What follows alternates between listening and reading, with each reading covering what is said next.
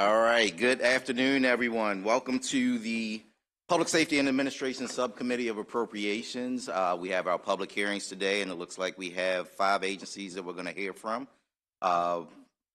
Before we start, let me just introduce our Vice Chair, Delegate Ivey, also members, Delegate Acevero, Delegate McComas, and Delegate Stonko. We will hear from the Comptroller of Maryland first, but before we hear from our Madam Comptroller, we're going to go with the analysis by our analyst, Mr. Ryan Green. Thank you, Mr. Chair.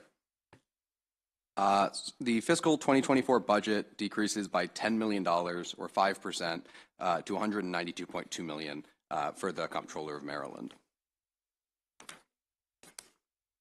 If we look at Exhibit 1 on page 4, looking at personal income tax returns received and processed, we can see that there was a decrease in paper filed returns and an increase in electronically filed returns. Additionally, the Comptroller has advised that a portion of the returns processed in fiscal 2021 reflect returns received that were filed for the prior fiscal year. Looking at Exhibit 2 on page 5, for dollars collected on unpaid taxes, the department is approaching pre-pandemic levels with a 58% increase in dollars collected on unpaid income tax cases and a 17% increase on delinquent business tax cases. Looking at Exhibit 3 on page 6, for unclaimed property reported and returned, unclaimed property reported declined by 6% to $232 million in fiscal 2022 compared to fiscal 2021. However, total dollars paid to rightful owners increased to $80 million in fiscal 2022, a 30.5% increase compared to the previous year. Moving on to page 7, the fiscal 2024 budget includes one proposed deficiency for the Comptroller's Office fiscal 23 that would provide $3.5 million to fund the economic impact stimulus payments provided under the Relief Act, Chapter 39 of 2021. The Relief Act mandated economic impact payments of $500 to resident taxpayers who claim the state earned income tax credit in fiscal 2019. The proposed deficiency would provide the final funding for these payments. Moving on to Exhibit 4 on page 8 for an overview of agency spending, we can see that the majority of agency spending is on personnel, with the Annapolis Data Center, contractual services, and a variety of other expenses making up the rest. Moving on to Exhibit 5 on page 9, we can again see that their budget decreases by $10 million. This is largely driven by increases in personnel spending with decreases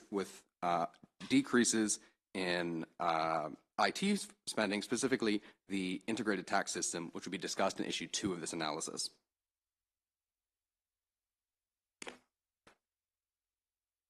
Looking at personnel on page 11, as of December 31st, 2022, the Comptroller's Office had 121.7 vacant positions, or 11.3% of total positions, which is a decrease in vacancies of 25.3 from the same time calendar 2021.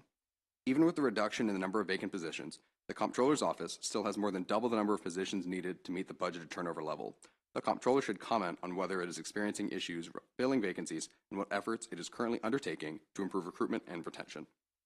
Additionally, the fiscal 24 allowance adds 23 new positions for the Comptroller's Office. These include 17 new positions in the Revenue Administration Division and 6 new positions in the General Administration Division. Of these, 10 will be working on matters related to income tax processing, which is discussed in issue 1. 7 will be working to support the new legal division created by Chapter 481 of 2022, which will provide expanded and detailed tax guidance to taxpayers. And 6 will be working to fulfill an initiative of the Comptroller to reorganize the management structure to create more accountability and accessibility. Moving on to page 12 with issue 1, the Comptroller produces a report annually that details information on each county's income tax data, which is used for the calculation of certain funding formulas in the state budget. The Comptroller's Office published the report in December 2022, but delays in processing certain income tax returns led to revised data being published in January 2023. One significant change was that while the January data showed a 20% increase in county revenues, the December data only reflected an 8.5% increase. The change substantially impacts the data used in the calculation of several funding formulas, including the disparity grant formula. The Comptroller indicates 10 of the 23 new positions added in the fiscal 2024 allowance, 8 revenue examiners and 2 revenue specialists are dedicated to addressing the delayed processing of tax returns. The Comptroller should comment on the data reporting delays and the steps being taken in addition to the new positions to prevent this from happening again in the future. Issue 2, also on page 12, is about the Integrated Tax System project status, also the ITS project. Also, the COMPASS program, which seeks to unify the state of Maryland tax system and the computer-assisted collection system, while also improving quality of service and allowing for better data management. Committee narrative in the 2022 Joint Chairman's Report requested information on the ITS project. In response, the Comptroller's Office stated that the project would need to be restructured in terms of scope, schedule, and cost. Ultimately, this was driven by aggressive planning at the outset of the project, a lack of sufficient staffing, and the general disruption brought on by the COVID-19 pandemic. In addition to other factors impacting the project timeline, changes in state law, including the potential taxation of cannabis and the introduction of graduated local income tax rates, have required ongoing changes to the plans for the project. Altogether, the rebaseline will add 2 years to the project timeline from fiscal 2025 to 2027 and increase the total cost by $31 million, from $159 million to $190 million. However, the Comptroller's independent verification and validation team has indicated that the project is still on track to be completed in fiscal 2026. The Comptroller should clarify when it anticipates the project being completed. Additionally, this is on page 13, given the substantial changes in timeline, project cost, and scope, DLS recommends continuing to track ITS project development activities and expenditures through quarterly reports. Also on page 13 is the newborn savings accounts, also known as baby bonds. Committee narrative in the 2022 Joint Chairman's Report requested that the Comptroller's Office submit a report on developing a newborn savings account program within the state. Moving on to page 14, the Comptroller has identified 3 options for administering such a program. A partnership between the State Treasurer's Office and the Comptroller's Office, in which the Treasurer invests the funds and the Comptroller authorizes payments from the fund. An additional option, tasking Maryland 529 with the management and oversight of the newborn savings accounts, given their experience with managing investments accounts. And finally, an expansion of the Save for College Contribution Grant Program to allow for automatic enrollment of qualified newborns, which would limit the use of funds to education. Additionally, the Comptroller's Office recommended that if ongoing contributions were desired, that it should be structured similarly to Maryland 529's College Investment Plan.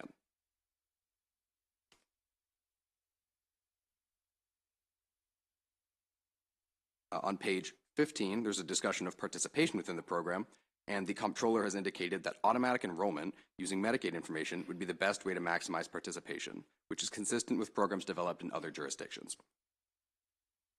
On page 15, there's also a discussion of the estimated cost, which is broken down in Exhibit 6 on page 16. Here, the Comptroller developed 4 scenarios, one in which there is a $3,200 one-time payment at birth, another with a $2,000 one-time payment at birth, another with a $1,000 one-time payment at birth, and finally, a 4th scenario where $1,000 is deposited into an account every year. Here, we can see varying costs for each program, additionally with the cumulative benefits per child.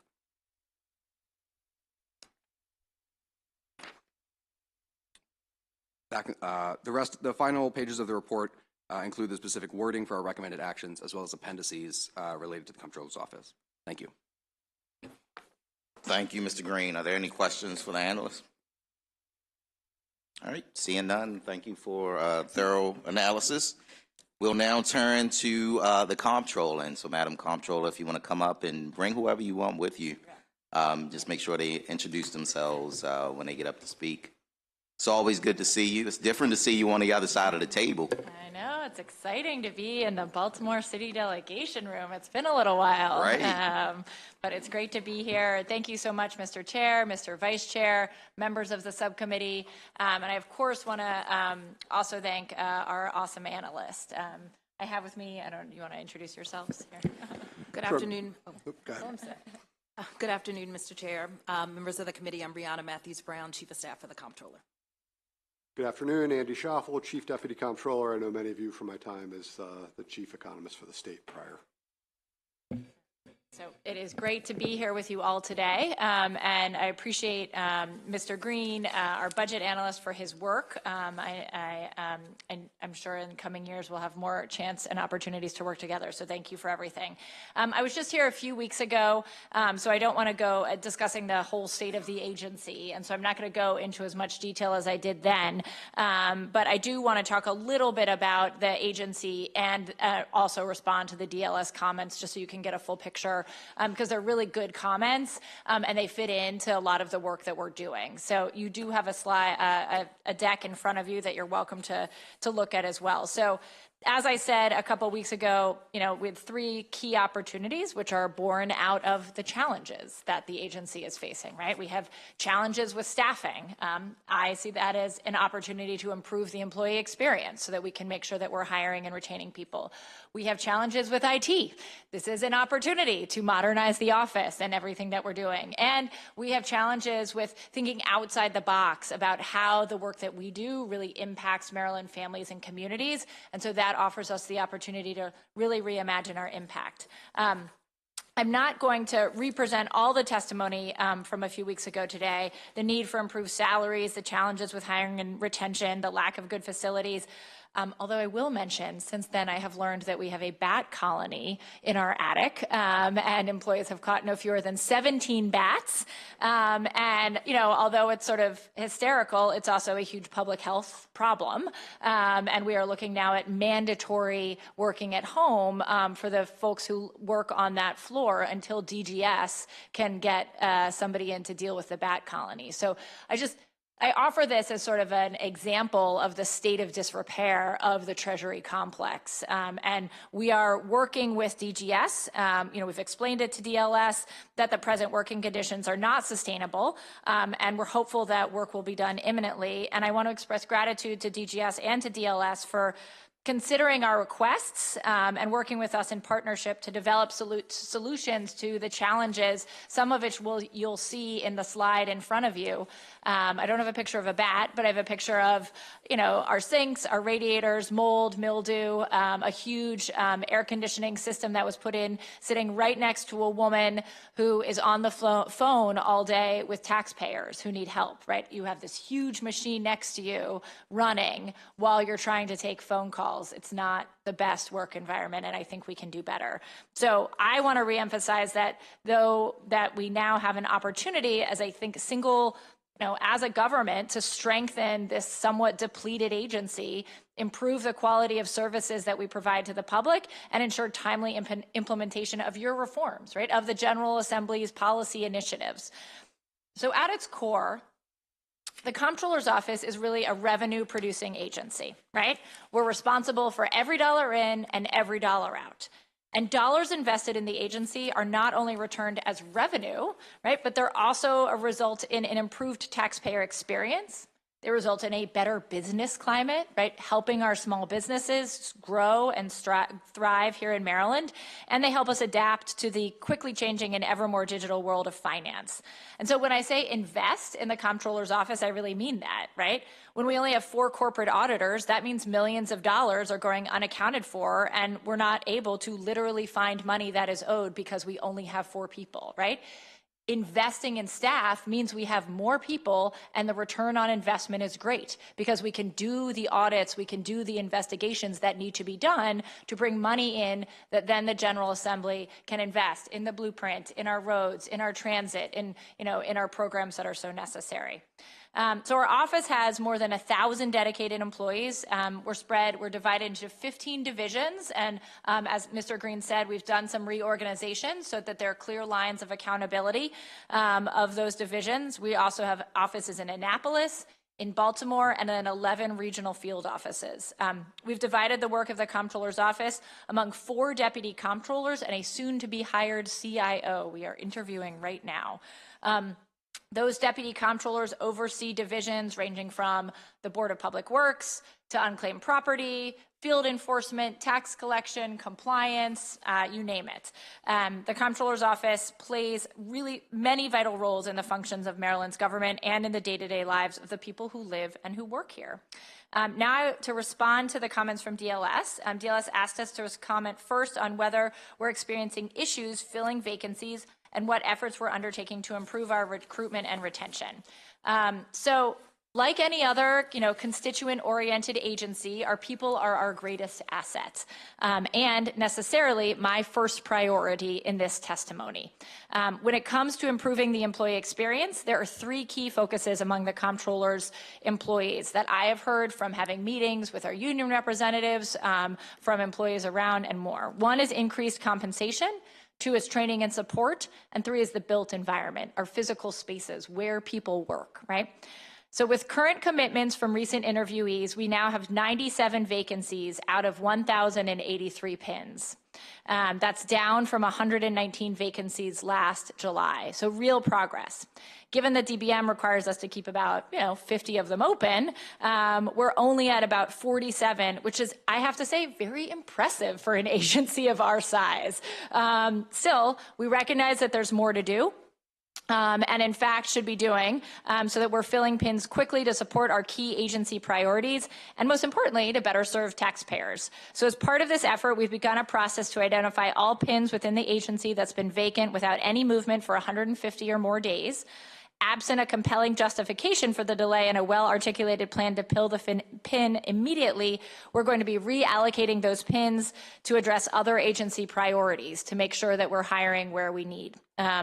We also recently conducted an employee survey of the entire agency and had a response rate of over 70%, which is really high, and it's just an incredible number, so a shout out to our HR team. Early analysis demonstrates that employees are frustrated that they're underpaid. They'd like more training opportunities. They'd like access to parking.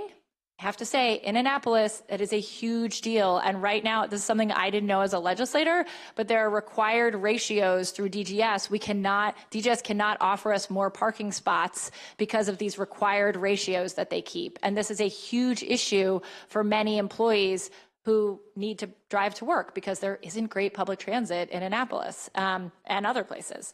And people want better working conditions. So to address some of these issues and to address issues in the agency writ large as well, we've created a position of Chief Equity and Transformation Officer, our CEDO. Our CEDO is working with HR and will be hiring a training director as of July 1st when the PIN becomes available. I'd also like to note that unlike the Judiciary, DLS, the General Assembly, MDOT, and the State Police, we do not have a separate salary schedule that would allow us to reclass the pay for our revenue examiners, tax attorneys, and other specialized employees, the amount that they should be paid versus their colleagues in local and federal government and the private sector. So we will keep working to make sure that we can support our employees in all the great work that they do. I also wanted to note that despite the fact that our population as a state is growing and we have more complicated tax situations that we're dealing with, our agency hasn't grown. It's in fact shrunk. So not counting the ATC positions when the ATC was carved out, we've lost 40 positions over the last few years, and we need those positions back. And we need to grow, right, so that we can do more work to bring in more money for the states, as well as, with the demands of cannabis that we'll place on the agency, as well as the need for more proactive outreach and public engagement. Everywhere I went around the state, people said, oh, can you come out to this? Can your tax folks come out and help our seniors, help our low-income folks, help our small business owners with tax? We would love to do that. We don't have the PINs. We cannot hire people to do that work, to be proactive for our constituents. So second, another request for comment by DLS was related to the disparity grants formula, which involves a report that's utilized by DBM based on tax returns. So in addition to collecting dollars, we produce really important reports that in fact drive where state money is going, right? And the disparity grant formula is based on one of these reports. It's a report by the Comptroller that provides an overview of the net taxable income of each county. This information is based on revenue that is paid by Maryland taxpayers, and the data is then used for disparity grants, the education formula, everything. This is a very important report that is produced every year. So when we, as a General Assembly, because I was there too, when we passed the SALT tax pass-through entity workaround, this bill to help deal with the Trump tax cuts and the SALT issue, when we passed this bill, it allowed businesses to pay taxes on behalf of their resident owners. And that enabled the business to deduct those taxes as expenses, hence the federal tax workaround, but those taxes paid by the businesses have to be added back on each owner's personal income tax return and then claimed as a refundable credit. It's confusing, right? It's confusing to explain, which is why I had to read it to make sure I wouldn't get it wrong. And it's confusing to do, but we didn't get a single new revenue examiner to do any of that work that needed to be done. And so an employee, when they're doing that, has to connect the business return with the personal return, has to verify the business credit matches the credit claimed, verify the business indeed paid what they claimed, verify the add back, verify the credit, and then redo for other business holdings of the individual. So it also should be noted that the average credit for tax paid by a pass-through entity last year was $55,000. So this is not small beans. These are big dollar amounts, and so we have to get them right. And many of the filers who use this methodology file their taxes at the end of the period in October. The Comptroller's Office had to reassign 20 employees from other areas in the agency and then train them to do this work last fall. It required reviews by hand, as that's what I'm telling you, and it took the extra employees and predetermined staff 6 weeks to work through all the reports, doing nothing else but this. They couldn't do any other agency work, any of the normal work they were supposed to do. They had to focus on this. So what happened was we actually didn't publish a report in December at all. There was no report published on this because the work wasn't done until January. But the draft report was emailed to DBM, and there was confusion about whether that report was a draft or complete. It was incomplete. When we finished in January, we then published the completed report. So we, in our supplemental request that I sent, or in not, it wasn't a supplemental request, we communicated this challenge to DBM in December, and they included extra pins for us for revenue examiners in the next budget so that we can hire people who will be sort of our dedicated PTE team to do this kind of work going forward, because it's the kind of place where you can't mess up, because if you mess up, it's a lot of money. And that this report is so important because so much of the work that you all do and where those dollars go is driven by this report. So it's really important that we get it right, which we're going to do, and we're going to keep doing. And then finally, DLS asked us to clarify when we anticipate the Compass project being completed. So I don't remember if I said this in appropriations the other day, but Louis Goldstein used to state that he brought the Comptroller's Office from pencil and paper to the mainframe.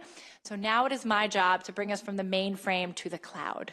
And Compass is part of that, right? We have some of the oldest IT systems in the nation.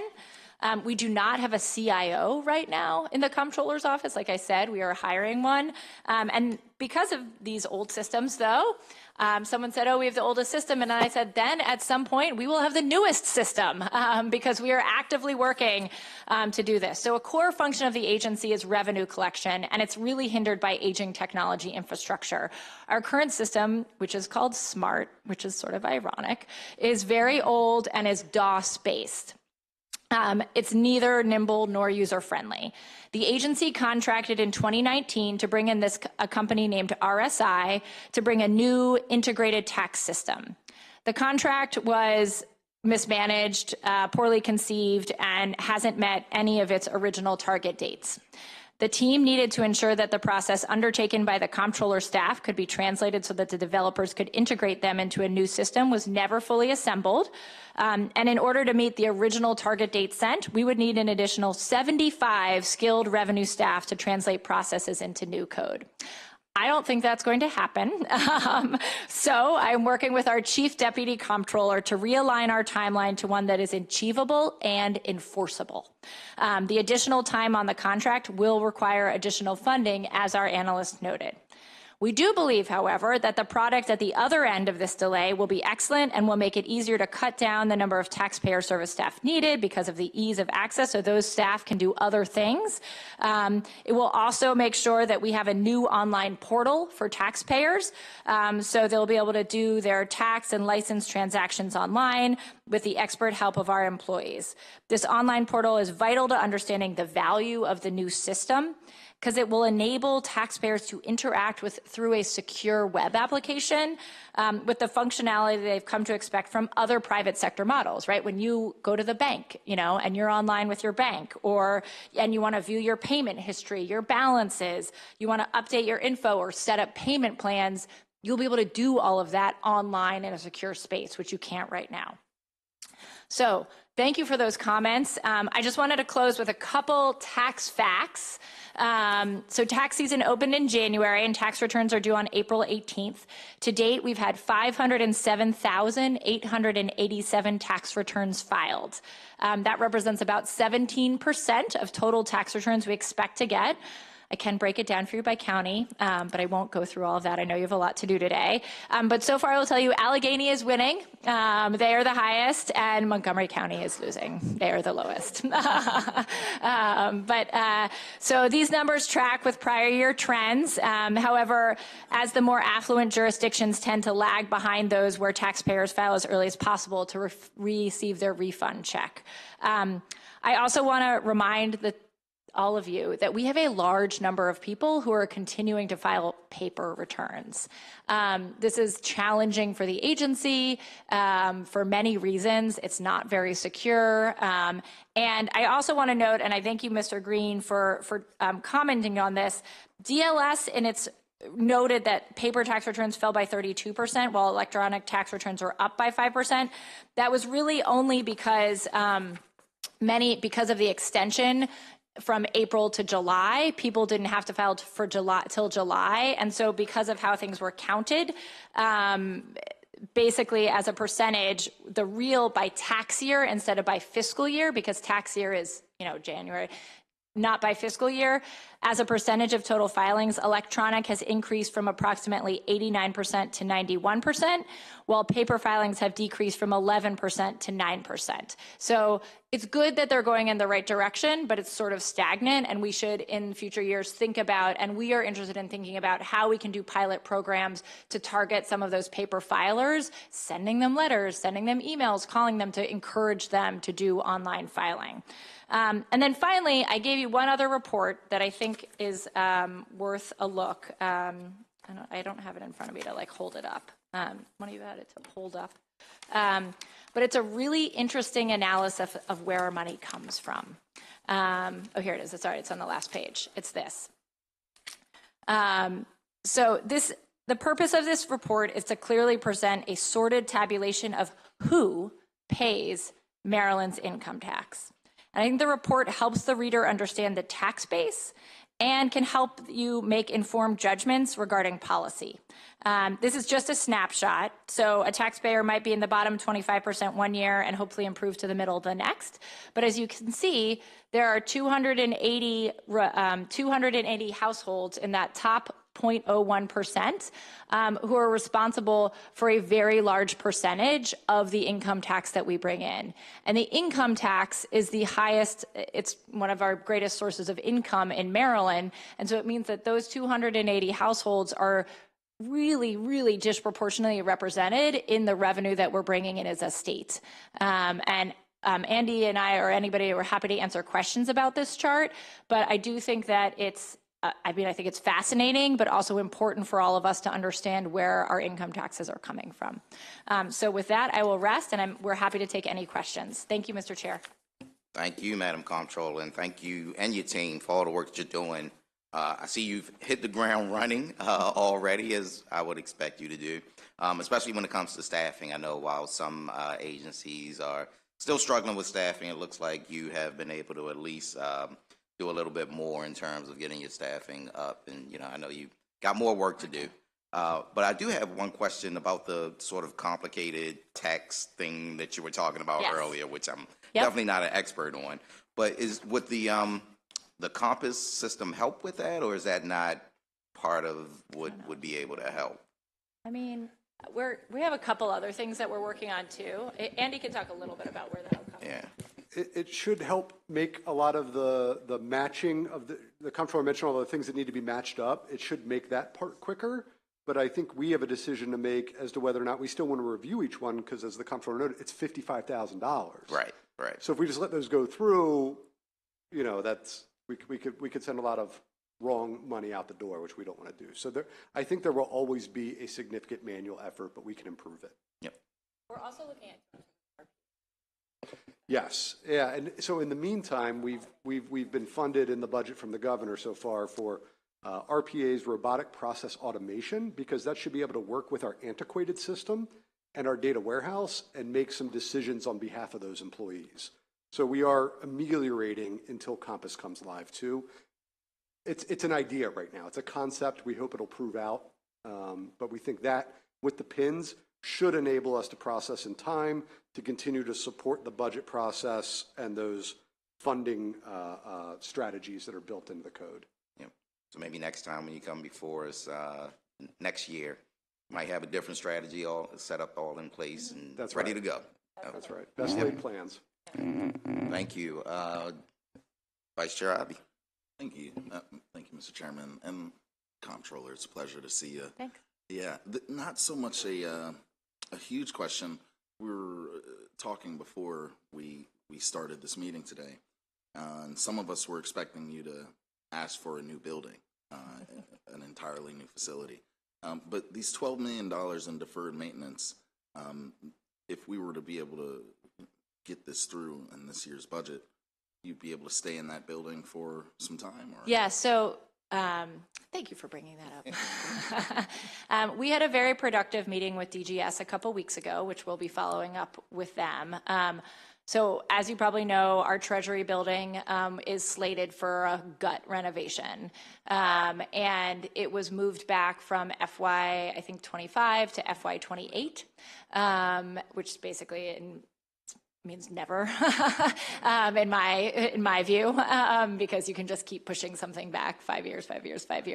And so what we have said to DGS, what they said to us was, you need $3 million in the budget for design. So the next step before construction or anything is that you need complete designs. So we will be asking, in partnership with Treasurer Davis, for $3 million for DGS to do the design, right? It won't be in our budget, it'll be in DGS's budget. They have the funds available to do the $12 million of maintenance, they just haven't done it. And so we're working with them to make sure that we can prioritize a lot of that work, some of which you'll see dates back to 1996, like cleaning air vents. I mean, things that after going through COVID, I think we all know is very important. We've also identified a number of other quick fixes. So for instance, we don't have water coolers. I love, it would be nice to provide water, filtered water to our employees, right? So putting in water filtration devices throughout the system, throughout all of the buildings. We have 3 buildings here in Annapolis. The RAD building, which is the building next to the Treasury building, it's not slated for renovation right now. So we're looking at bringing in some folks to sort of talk about what we can do to that building to sort of reconfigure, create more space.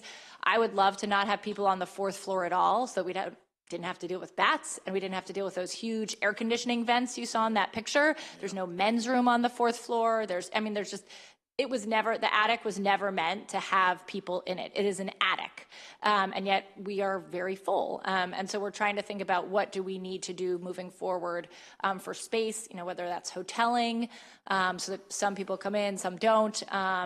And we do have, people do work from home, but many people cannot work from home because they're answering phones and we need them in the office. So there's a number of things that we're doing. We will need additional money for the building though. And I have spoken with Treasurer Davis, who of course has his, almost 100 employees in the building as well. And we're in full agreement that it's a must move forward project for our employees. Thanks. Thank you. Thank you, Mr. Chair. Thank you. Just to follow up to that, the state center space Oh, as yeah, we well. can talk about that. Yeah, so you've got to move folks out of that building as well. Yeah, so we have identified 7 St. Paul Street, right across the street from MTA is where we are moving. It's an awesome space. We're excited.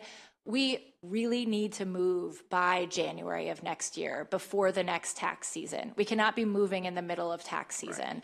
And we have impressed this upon DGS and will continue to impress upon DGS how essential it is that we move before the next tax season.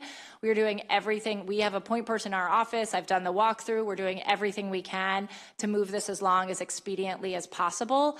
But it is just essential that we move before the next tax season. The State Center building is basically not being maintained anymore because everybody's leaving, so it gets worse and worse every week. And our employees are resilient and amazing, and we have a great team member here who works in Baltimore. But we owe it to people to give them a better space. And it'll be great. I have to also say it's a storefront. So you will be able to, people who need taxpayer services can just walk in and get help because it's an old bank building. So it's going to be really helpful for constituents as well. Thanks. Thanks. Any other questions? Oh, Delegate Stonko. Thanks, Mr. Chair. Just stepping back to the staffing question and some personal challenges I ran into, which I think about the broader Marylanders and such. How long are appeals taking today if someone disagrees with the finding of the comptroller's office? Too long. Do you have an idea on an average time? I can't give you an average off the top of my head, but I'll tell you that every attorney in the Appeals and Hearings Division is assigned, basically has to go through over 400 appeals a year. That's how understaffed that section is. So what happens is that it takes a really long time. We have some that have been going on for years that are backed up. So that's one of our most understaffed and challenged areas. You need an experienced attorney to do an appeals, and our starting salary for attorneys is $56,000. So we can't hire people to do that work until we are able to pay them more. Do you have, if you don't mind, do you have a lot of openings in that area today, or have those been filled compared to what the pins are? We're filled. We need pins for our hearing and appeals section. That's a place where we both need to reclass current existing pins, so meaning we need to increase the salaries available for those pins, and we need more pins in that area because yes, it's what we're asking people to do, they can't do it. So it is and I don't know if this is state law or comptroller's office decision, when an appeal's filed, is it state law and let's assume that the appealer wins or whatever. Does the fee continue to accrue regardless of the appeal length of time? So if I file an appeal and I lose, but it takes 6 months to find out I lost, but I didn't make that payment, right? So imagine you're an average mail-under and you've got a $10,000 thing that you disagree with. Right. Does that continue to accrue, or does the appeal stop or put a temporary pause on that continued interest that's owed for the outstanding debt? Sure, it would be state law, but it's probably discretionary is my guess. And I think that it probably requires it to accrue, but I can check and get back to you. Thank you. Thank you. Are there any other questions for the comptroller? If not, thank you once again, Madam Comptroller. Appreciate you being here, and thank you for reminding us about the deadline for tax season. April 18th. And for our gifts. Your gifts, yes. And I would love to invite all of you, and of course the entire Appropriations Committee, to come to the Treasury Complex this summer sometime for a site visit to talk with us. We can walk you through the processes, show you the appeals. We can show you what it means to file your taxes and what it means when you get a return, and our Annapolis Data Center and all the awesome fraud work that goes on there to sort of defeating fraud and catching it. So thank you all so much. Sorry to take so much time. Great to be here. Thank you. Appreciate it. That'll end our hearing for the Comptroller of Maryland. We'll next move on to the Military Department, and we'll begin with our analysis by Mr. Ryan Green. Thank you again. So the fiscal 2024 budget increases funding for the military department by $6.6 million, or 19% to $41.3 million. If we move on If we move on to page 2, looking at Exhibit 1, the Maryland Military Department has 2 deficiencies, one of which is broken out in the exhibit, which is for the... I'm sorry, Mr. Grain, 1 second. I didn't realize that we also had one individual who wanted to give an oral testimony. Is Diane Williams still here? Diane, my apologies. Please come on up. You have 2 minutes, and again, my apologies for not acknowledging you. I was only going to let Brooke know. I work for our agency. My name is Diane Williams. I'm a member of ASME Local 1535. I have state service of over 20 years and 10 years with the Comptroller's Office. And I would like to thank you, Mr. Chair, and the subcommittee for allowing me to testimony. Basically, Comptroller Brooke Lehrman did everything I wanted to talk about today. So I'm glad she did her homework and giving us this opportunity to even speak about the shortage of staffing, the underpay for various positions. She hit more on hearing and appeal, but our physical clerks and processing clerks who are like front desk officer, gets the short end of the stick too, so they need a salary review. So I'm hoping to speak with her on that. Also, our branch office, they are short staffed as well. That's in the various counties. Also, the steps for all state employees has not been given in the last 10 years or more. So we all look forward to that under the union budget, fighting for us. And basically she hit everything that I was going to speak about when it even come to the technology stuff. I'm not savvy tech, but I know that just from listening to various people talk about new technology, yeah. So she did her homework. I'm just here to make sure you hear my voice. Thank you very All much, right. and we are glad to hear your voice. Thanks for sticking around and coming back up. And I'm sure that the comptroller would love to speak to you. In fact, she stepped back in the room just so that she could hear your testimony. And so if we don't have any questions for you, I'll give you the opportunity to go speak with the comptroller now. Well, she did give me a shout out. I just didn't show my face. But, this is what I come out for as a union member and as a state worker. Thank you, and thank you for all the work that you do as well. All right. Thank you, guys. Yep, we appreciate you. That will now officially end the hearing for the comptroller's office. All right, Mr. Green, we will now turn back to the Maryland Military Department. My apologies. Thank you, Mr. Chair. So the fiscal 2024 budget would increase for the military department by $6.6 million, or 19%, to $41.3 million. Looking at Exhibit 1 on page 2, the military department will receive $540,000 in general funds for deficiencies. Of that, $340,000 is broken out in the exhibit for the Maryland Military History Museum, as other sources of funding at the federal level have waned in the previous years. The Maryland Military History Museum needs more money to maintain its exhibits and maintain operation. Additionally, the other deficiency is for one-time funding of $200,000 for security efforts surrounding the governor's inauguration in January 2023. Looking at Exhibit 2 on page 3, we can see the overview of agency spending, and we can clearly see that personnel makes up the majority of spending, with state operations, Army operations and maintenance, air operations and maintenance, administrative headquarters comprising the rest. I do want to highlight that the TRICARE Reserve Select Premium Reimbursement has been highlighted, is included, however, under state operations, and will be discussed later in this report. Looking at Exhibit 3 on page 4, we can again highlight the $6.6 million increase for the military department, and it also continues on page 5. And we can see that the increase is largely driven by the TRICARE Premium Reimbursement Program for National Guards members, which I'll discuss later, as well as 24-hour armed guards for armories and installations within the state. And at the bottom of page 5, there begins the TRICARE Premium Reimbursement Program discussion. And so, as mentioned earlier, the fiscal 2024 allowance includes a $5 million general fund appropriation contingent on the enactment of legislation establishing a program that provides health benefits to National Guard members.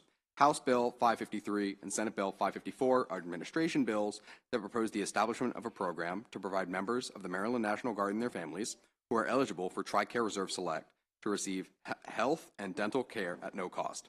Specifically, the proposed legislation would create a program in the military department that reimburses premiums for the TRS program and TRICARE Dental.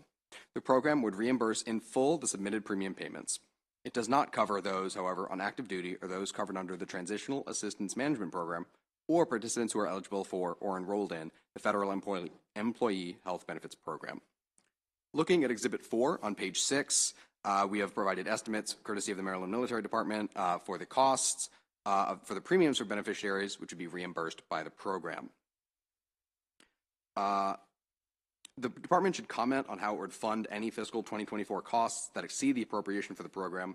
Additionally, DLS recommends adopting committee narrative to request a report on program implementation and the number of participants for each of the 2 premium programs, including average premium reimbursements as well as total reimbursement. Looking at personnel on page 7, as of January 2023, the 36 vacant positions within the military department are more than twice as many as needed to meet the budgeted turnover rate. Of the 36 vacant positions, 26 have been vacant less than 6 months, and 2 have been vacant more than 1 year. Despite the high vacancy rate, the department has, however, made substantial progress on reducing it within the last year. The department should comment on their plan to further improve recruitment and retention and how these vacancies may be impacting operations. Additionally, of the department's 36 vacancies, 12 are for the Free State Challenge Academy. This represents a 50% increase from the previous year. To assist in resolving the high vacancies within the program, the fiscal 2024 budget includes an annual salary review adjustment for the military youth / counselor classification within the Free State Challenge Academy to make salaries more competitive. These adjustments are budgeted within the statewide account of Department Budget and Management. Additionally, the fiscal 2024 allowance includes 2 new contractual full-time equivalents for electronic security support at Camp Frederick.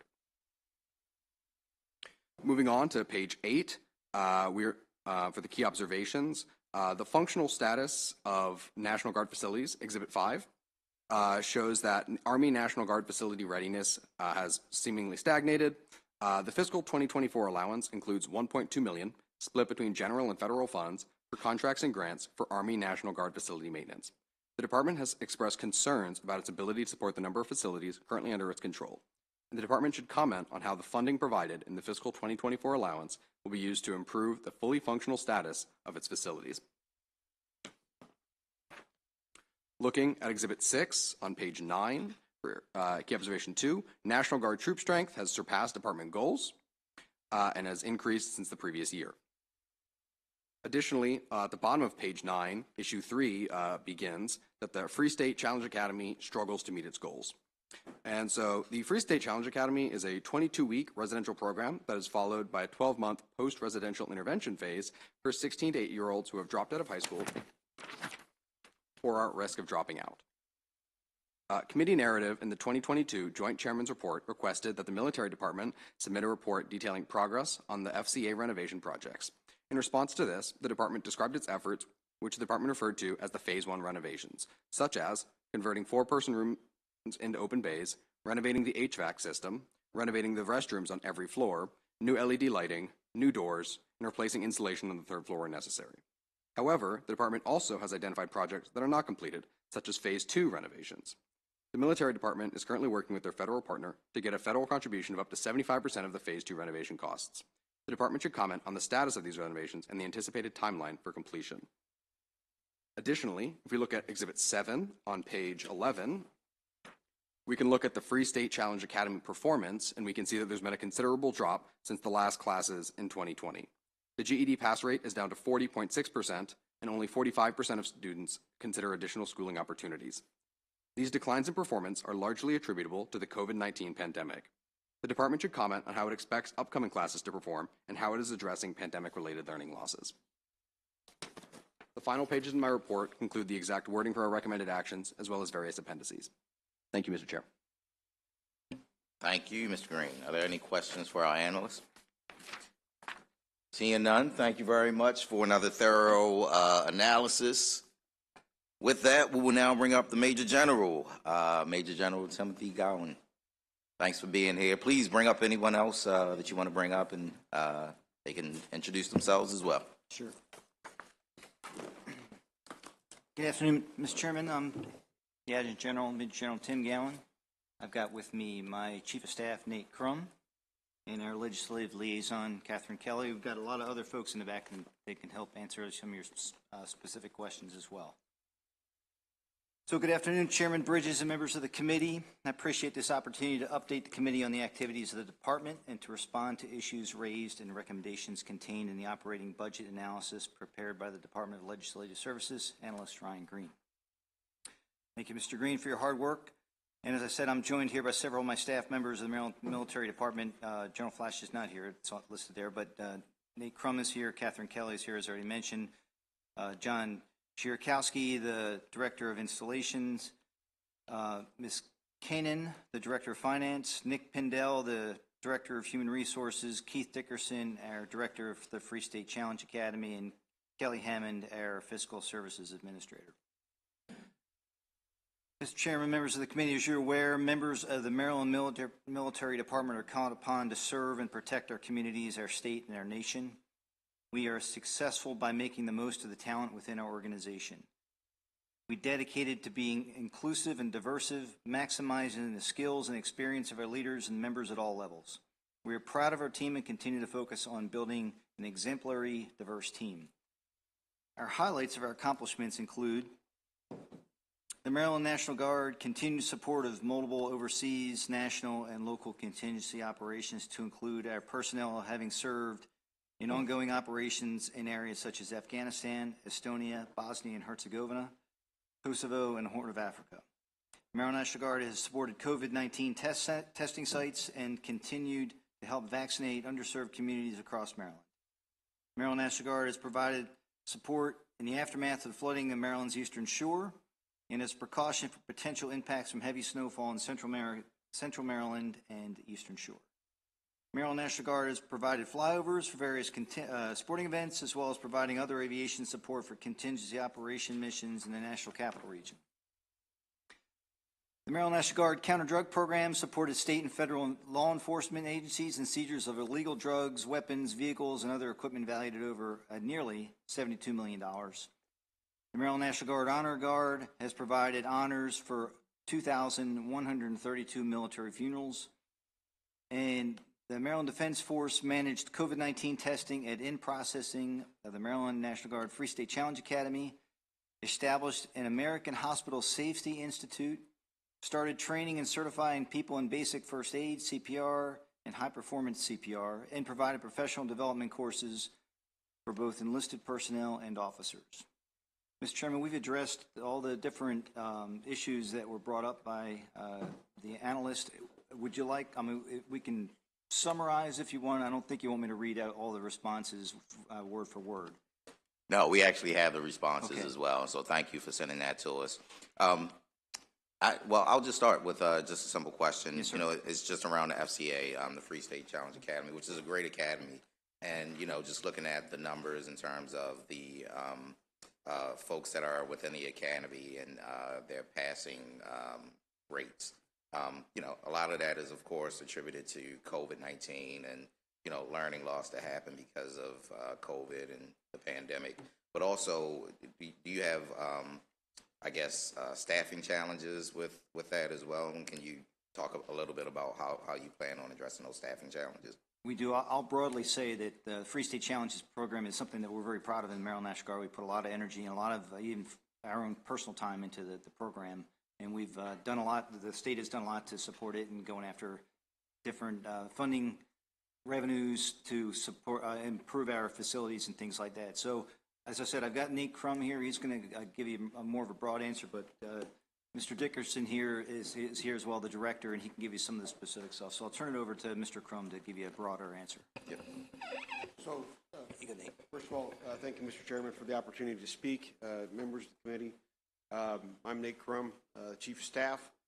To address the concerns you have regarding challenge, we do continue to have staffing issues. It is a broadening experience for not only the cadets that are involved, but also for the staff as they struggle to make sure that the cadets get the best opportunities and learn from what's going on.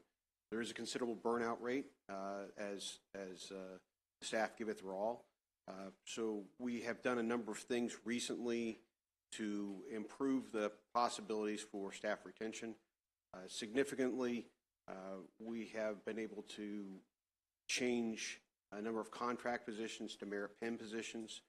We all know that we'd rather have a permanent position than have a contract position. We also have done an annual salary review that's mentioned in the narrative that will bring up salaries so that they're far more competitive than they currently are. The construction project that is still, we're in phase 2 now. We completed phase 1, but the purpose of the construction was not only to provide the cadets a better lifestyle during the 22 weeks that they're physically present, but also to ensure that the cadre have a safe environment to work in. And that actually works towards retention as well, knowing that they have facilities that are now, originally they were Army barracks that were not particularly well adapted for the challenge program, but now with the renovations that we've done, we've brought them into the current age, and that is significantly improved, and we expect that to bear out, that will help with retention as well. I may not have covered all topics, so I will introduce Mr. Keith Dickerson, who is the Free State Challenge Director, and he may be able to further enlighten you. Good afternoon, Mr. Chair, members of the subcommittee. For the record, I'm Keith Dickerson, and I am the Director of the Maryland National Guard Free State Challenge Academy. Mr. Crum pretty much covered the issues with staffing. I just wanted to add in reference to the GED pass rate, which was of a concern. Our greatest measure for our cadets is the test of adult basic education, or the TABE test. Not all of our students take the GED test, but they all have to take the TABE test. So we take a baseline when they come in. In order to graduate the program, they have to increase by 2 grade levels. So while we do use the GED to measure, success, the test of adult basic education is our greatest measure, and it's afforded to all the students in the academy. One more thing to add. We got over the hurdle of COVID-19. It was a significant challenge for us, and we had to basically shut down the program for a while. It was always stop-start whether we could re-engage, and we were able to maintain the program, and that's, not every state was able to do that, so great on the Maryland team for being able to succeed at that. Governor Moore was not familiar with the program at all. I had a chance to talk to him about it when he was out at Edgewood, and he's very excited, wants to come visit, and I think we're going to get a lot of support from this administration going forward on the challenge program.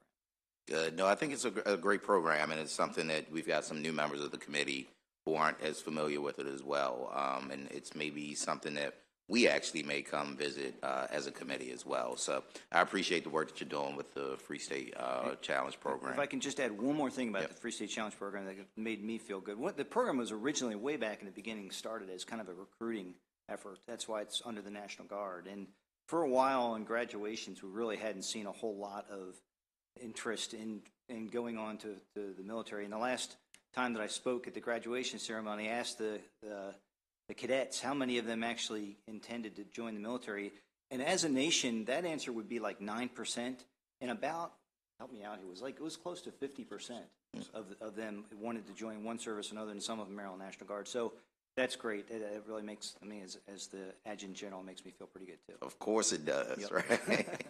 Yep. Thank you for that answer. Mr. Chair, if I could, the invitation is open. If you guys want to come out to the academy, please do. We're there, situated on Edgewood, Avenue Proving Ground in Edgewood. So any members of the subcommittee or that would like to come out, please come on out. Cadets will be happy to see you. Absolutely. Thanks. As a subcommittee, we got to take a couple of trips, and so that's going to be one of our trips. Happy to help facilitate that, sir. Yep. Thank you. Definitely appreciate it. I think Delegate Acevero has a question. Thank you, Mr. Chair. Welcome, Mr. Adjutant General. Welcome to your team. Looking forward to working with you. Just wanted to ask you a question that I asked the previous administration, previous occupant of your office. about diversity, equity, and inclusion. Last year, there was a congressional committee where General Milley essentially talked about the importance of that as it relates to troop preparedness, recruitment, retention. And so it's my understanding that the Maryland National Guard has a diversity, equity, and inclusion committee advisory committee or something like that that meets. If you could provide some more information as to the outcome of those meetings, is there any report, what is being done, or are folks just meeting? And then secondly, I know the military, I think it was last fiscal year, spent over $1 million on DEI training.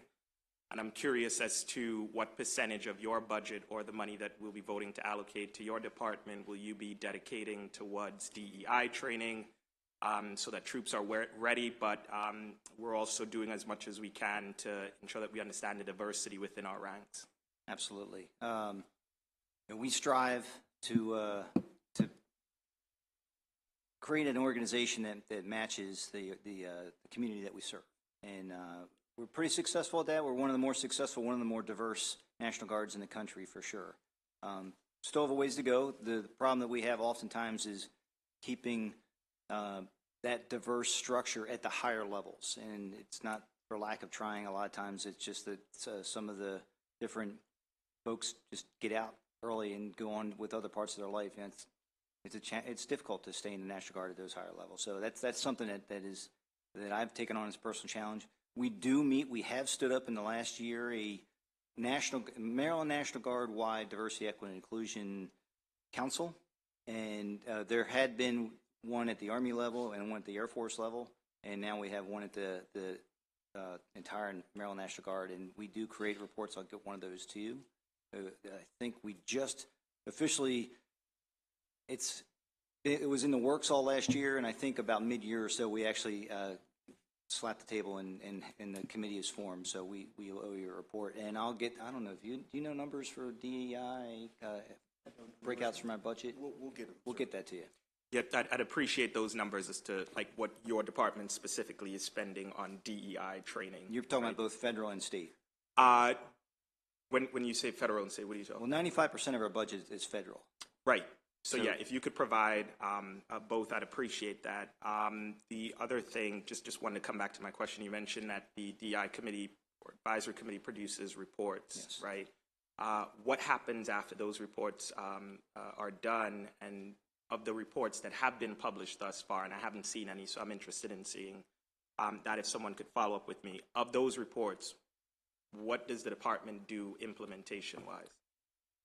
Well, I guess the council that we formed at the Maryland National Guard level has only been in existence sometime in the middle of last fiscal year.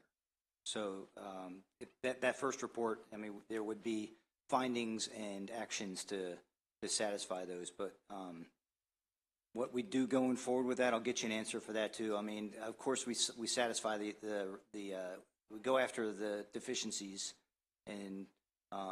But how we actually file that report, I'll get an answer for that too. Appreciate that. Yep, absolutely.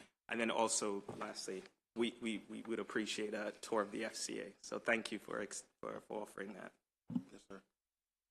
Thank you. And Delegate, what we'll try to do is the information that he requested, we'll try to get that to all the members of the committee as well. Are there any other questions? Delegate McComas. Thank you, Mr. Chair. I just wanted to ask if you I'm sure you keep track of where the folks at Free State come from, like Baltimore City or Western. I'd be interested to know kind of the years that you've been in operation, where they came from in Maryland, and also have you done any longitudinal studies that kind of say, where do they go after Free State? Do they go on to college, or do they join the military, the National Guard, or what? So just if you have any of that information, I'd be interested. Yes, ma'am. Thank you for your question. Since I've been at Free State in the last 7 years, the highest concentration of our cadets come from Prince George's County, with Baltimore City, Baltimore County coming in second, then Montgomery County, and then where we are in Harford County is close fourth. And then the other counties in the state, it goes up and down. In reference to post-residential is what we call it. we track the cadets for 1 year after they graduate. There is a move to track them for 5 years. It hasn't been implemented yet, and that's on the national level. But for the year that we track them, we keep track of, what their placement is, whether it's the military, some go back to high school, college, or the workforce. And we do track that information for a year after they graduate.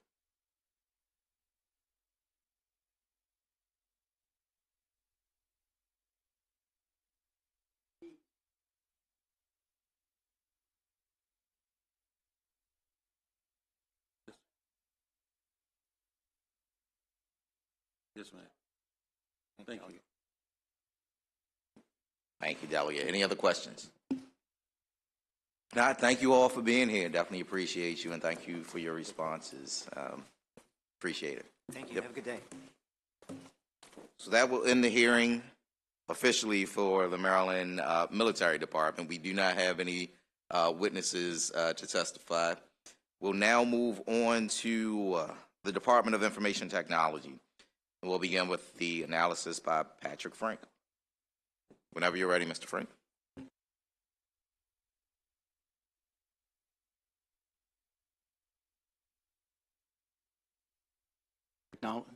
Technology's cover page, it shows that the budget is actually declining by about $35 million in fiscal 2024. The reason for that is an artifact of how the budgeting works for the major IT projects. What's happening here is the funds are first appropriated in the major IT fund as general funds.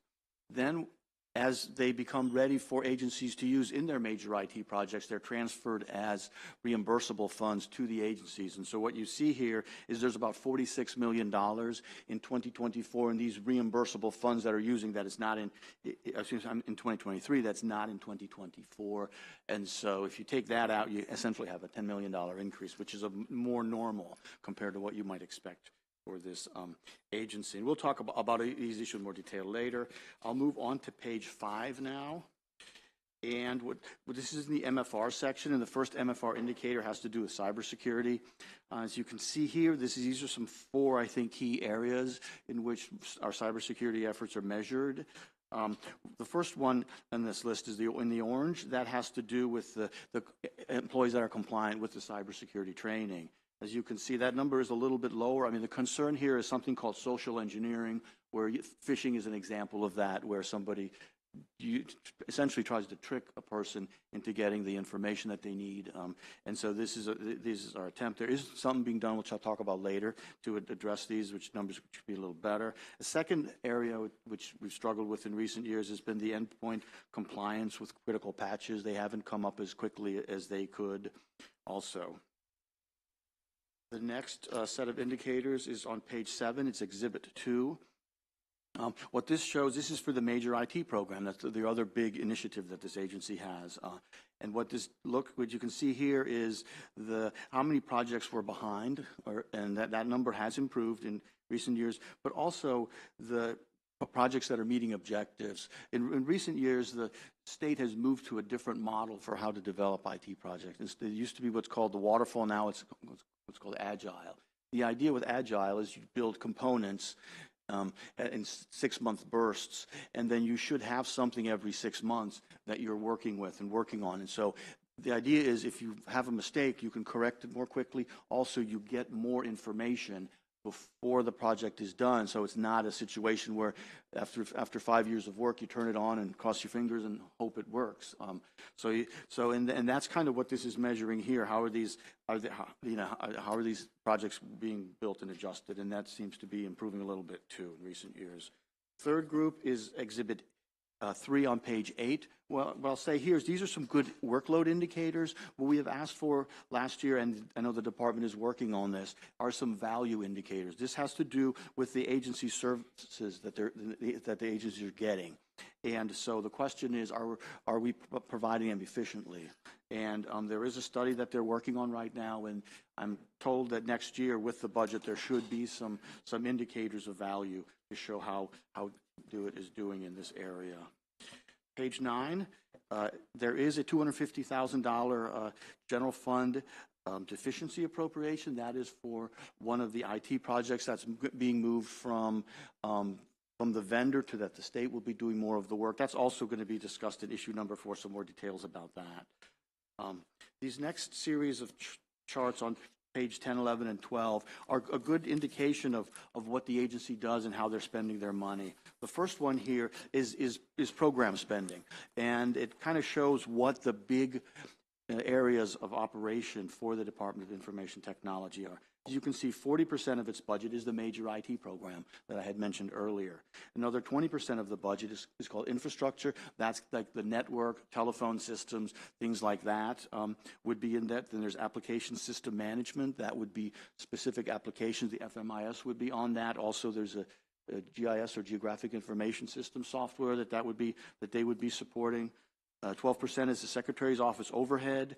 Then you've got 9% is Office of Security Management. That's cybersecurity. And finally, there is 5% for a radio program. That's the 700 megahertz system. And these are the people that run that. And so those are your major areas in the department. On to page 11, Exhibit 5. What this shows is how the spending is by object. As you can see here, 11% of the budget is personnel.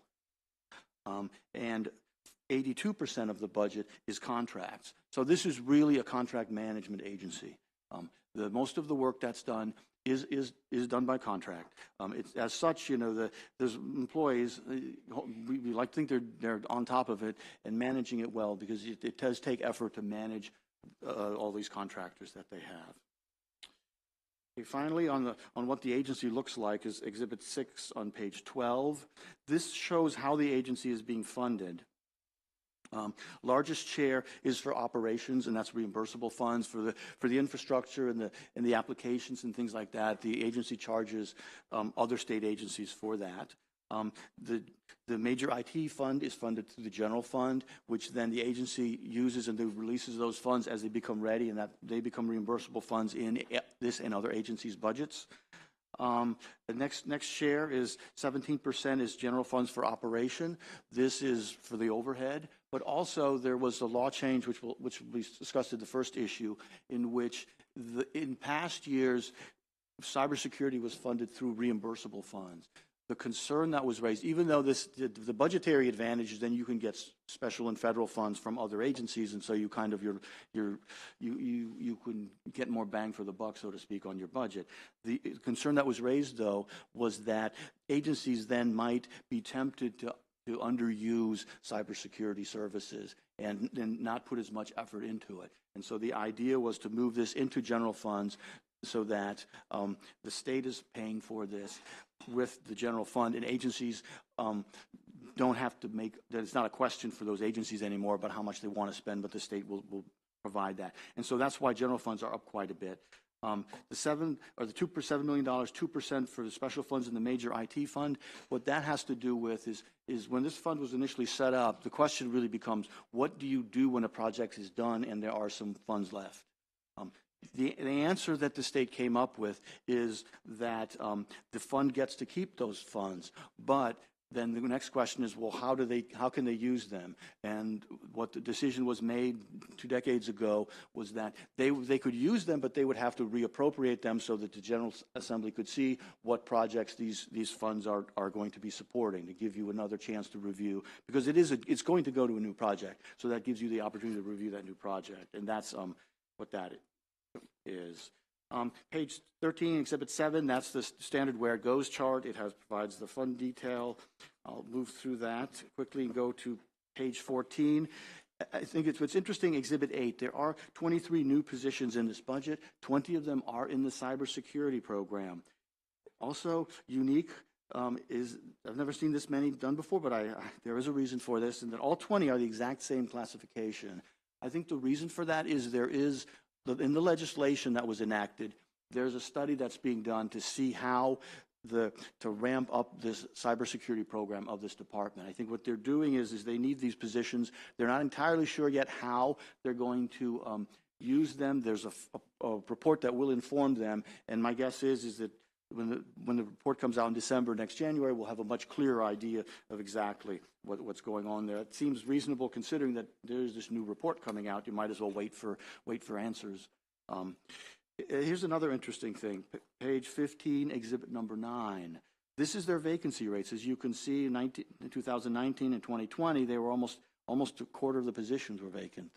I know this committee and also the Senate committee were very concerned about this, and at the time it was known that low salaries was part of the problem, and they were asked to reclassify the positions. Now it is less than 10%. They are below the average of vacancy rate as the IT department.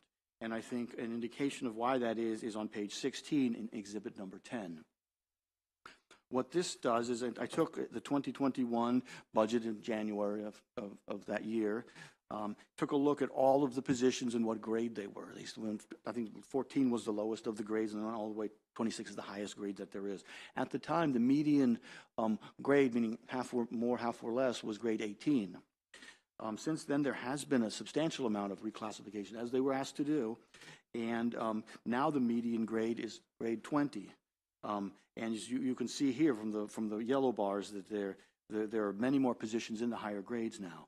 Also, the average salary increased from a little bit over 80,000 to a little bit over 104,000. So they have made a real attempt to reclassify positions, and it seems to have helped them in the vacancy rates. I'll skip the next few pages. This is almost a due diligence of what's happening in the major IT fund. If you want the details, I'm certainly happy to talk to you about it. It includes also that $6.8 million that's reverted, where that came from. Let's see, starting on page 19 and 20, there's a list of, if you're wondering why the budget is so big this year, these are the projects that are getting $5 million a year or more. Interesting also on page 20, exhibit 13, the major IT program has grown quite a bit in recent years. I mean, it was about $20 million a decade ago. And I remember those budgets were I reviewed it then too, they were much easier to review a dozen projects than 31 projects. And so there's a little nostalgia on my end, I suppose, for that one. Now it's over $100 million, and I'll mention this later, but it's even more probably next year. And that's because of the projects that are in. Now, pages 21, 22, here's some of the things that stand out for the projects after reviewing them. There were 4 projects for which we didn't get there's something called the Information Technology Project Request. That's kind of a document that summarizes all the key details that are in a project. It's usually about 9-10 pages long. It's a really helpful document for us to use. The agencies have to prepare it. They submit it to the Department of Information Technology, who reviews it and then releases it to us. But they don't release it to us until they are satisfied that with the quality and the kind of work that is done for that. There are 4 for which, these are new projects for which we didn't get, as of February 6th, we didn't have them yet. I'm sure they'll get in work on them, but there are those that we are still waiting for. There are some projects that are delayed, and those are shown on pages, I'm not going to go through the whole list, on pages 21 and on top of page 22. On page 23 is a list of all of the recommendations that we have as of right now. There could be some more later in the session, but this is a current list. And I will go through each of those quickly. The first 2 for the health department are these newer projects. Since we haven't seen anything from them, we would like quarterly reporting on them throughout the fiscal year. The next 2 is State Board of Elections. They've historically had some difficulties with their IT projects and delays, and so we ask them for quarterly reports so we know what's happening there. The next one, Integrated Tax System. Narrative there. I'm not going to say anything more about that. I'm sure that you guys remember that conversation from the previous hearing. Do It is taking the lead on a project. I'm not sure this is a permanent situation, but there's a financial management information system that's being replaced. That is essentially the state's accounting system. As you can imagine, an accounting system is a key system that touches everybody, but there are some large agencies like the Controller's Office, obviously, the Treasurer's Office, Transportation, General Service, who does procurement, that also care about this. So this is going to be a team. I think governance, obviously, when you have that many cooks in the kitchen, is going to be a little tricky. So we are going to ask for some narrative on that for the quarterly reporting. Then the last two are reductions that we recommend. And so, like, for example, a lot of these, the top ones will be in the agency budgets. But I'm just telling you that they are there. The second to last one is a replacement project for a DGS. This is the one that was a new project last year for which we still haven't seen the ITPR. So it seems to be slowing down, so we recommend taking the funds. They have $1.6 million for last year in there. The second is interesting one. There's an AIDS assistance program, case management project. And there's a $50 million fund that they have. That fund consistently has $50 million in the fund. This is about a little bit over $2 million that they're using it for. And we recommend taking the general funds and using those funds that are not being used for this instead. It has been used for this before, so we know that this can be done and has been done. On page 14 is page 23 is exhibit 14. This is kind of the out-year projections that we have. As you can see, there could be as much as $160 million next year in general funds. All funds are almost $400 million for major IT. There are a lot of, like FMIS, there are a lot of old legacy systems out there that are going to be expensive to fix, and this department we are moving forward in doing that. I'm going to say that the 26 and 27 numbers may be a little low, because what happens is as you define these projects better, you get a better sense of what they cost. And so I wouldn't be surprised. 160 is quite a bit of money. There may be some delays, and so that could change. But these are the estimates of where we are now with that. On page 24, there's a few pages of the cybersecurity legislation. I'm just going to say a few words about it. Everybody here can read, and I know time is valuable to everyone. The first part had to do with governance, and that first section there, which says clarifying and expanding responsibilities of the State Chief Information Security Officer and the Office of Security Management. That basically is its to-do list for what they need to be doing in the future moving forward. There is more local cybersecurity preparedness, help with that, and incident reporting. There is also now a system in place with guidelines for when there is an incident, what gets reported and what doesn't get reported. That is being used. That has already been implemented. There are going to be third-party biennial assessments on cybersecurity as part of it. Also, contracts. One of the issues is if you buy a bad contract with bad software in it, you might get a bad result. And so this is also to be looked at in this. And I talked about that. Okay, there also will be a local cybersecurity investment fund that locals can use. That's in the second act, the Modernized Maryland Act. Let's see. Yeah, the requirement this year was that 20% of the total IT budget be funded for cybersecurity. That's $152 million is what DBM estimated that to be, and that is in the dedicated purpose account.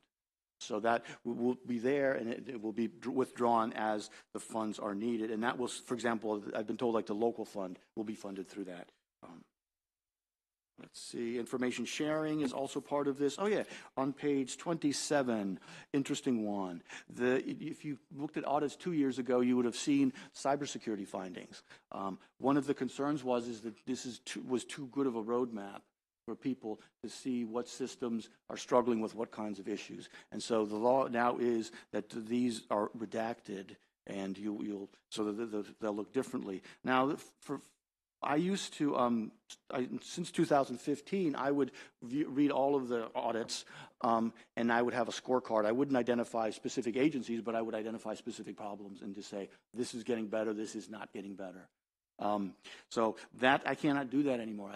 Because I've been working on this for years, I do have access to the audits themselves, but I can't really tell you any specific details. And I did actually check with the Attorney General's office to be clear about what can and cannot be disclosed. And so there is a missing exhibit this year in the analysis. But there are people that know what is going on, and so there is a trust but verify component in all of this. Okay, issue 2, I'm just going to go to the exhibit 15 on page 28. That is that dedicated purpose account. There's been $220 million before. This kind of shows where the money is going. In 2023 and this year, we just in a few weeks ago, got a budget amendment for the $36 million for DeWitt's improvements and the statewide improvements for $58 million. That's being processed and should be able to go to the agencies. There's another $60 million that goes to MDH, but we haven't seen the amendment yet. For DeWitt's, a lot of their stuff is kind of moving to, there's one thing you can do to improve cybersecurity is what's called zero trust. And the idea here is you have additional limits on privileges that people have. Also, you can limit when people can do things, and so, but we don't really have the software. So part of this is is moving in that direction to do more of that to limit access. The advantage of this is if there were to be a breach, if somebody were to find my information, they could only get what I can get. And if I am limited, and if places I don't need to be, I can't go anyway, that does limit the exposure of the state. What's interesting on page 29, there's this discussion also about statewide remediation. What's happening here, an interesting part is they're getting employees to work with cybersecurity in the agencies themselves, about 40 contractual positions. And the idea here is to reinforce good cybersecurity policies within the agencies more completely. Final point about this is, like I said, the $60 million there is for MDH. This has to do with remediation from the cybersecurity incident. They also got $40 million. The point is if you ask why are we spending a lot on cybersecurity, because if things go wrong, it can be very expensive, in addition to all of other damage that may be caused. Issue 3 on page 30 has to do with remote work. There's two parts to this. The first is they tried to look at the VPN and stuff like that. How could you build a better mousetrap? They've looked at it for a year and said, well, with what we have now, it's really the mousetrap we would have built wouldn't have been much different.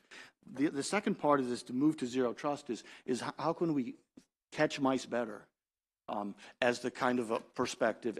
And this is what going back to this goes to the zero trust and things like that. Final issue before I end here is there was one vendor that went bankrupt. I mean, if you use private contractors, I mean, it is. Good news is it's rare. The bad news is it can happen. So there's a list of questions. I think we just found out about this. I haven't had time to really explore this very much. But there's a list of questions on page 32 about what kind of costs and delays were there in implementing the project. Deterioration of services, security risks, are we getting bug fixes and things like that? Other applications that might be supported. Is this going to be more difficult and expensive to maintain? Because what happened was a new vendor has taken over that contract. And so it is still happening. What are the long-term plans for this vendor?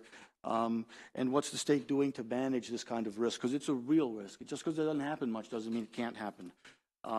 Finally, recommendations I made that are on page 33, and the rest of the document is mostly details on what's going on in specific projects. And with that, I'll conclude my remark and take questions. Thank you. Are there any questions for Mr. Frank? All right, seeing none, thank you for your thorough analysis as always. We will now move to bring up the Secretary for the Department of Information Technology, Katie Savage. Please bring up whoever you'd like to be and just have them introduce themselves. Yep. Thank you. All right. Good afternoon, Mr. Chair, Mr. Vice Chair, and members of the subcommittee. My name is Katie Savage. I'm the Acting Secretary of the Maryland Department of Information Technology. I'm joined by our Deputy Secretary for Finance and Administration, Melissa Lehman. Thank you for giving us the opportunity to provide testimony to this committee. I'd like to thank Patrick Frank, our DLS analyst, for his diligent work in this analysis.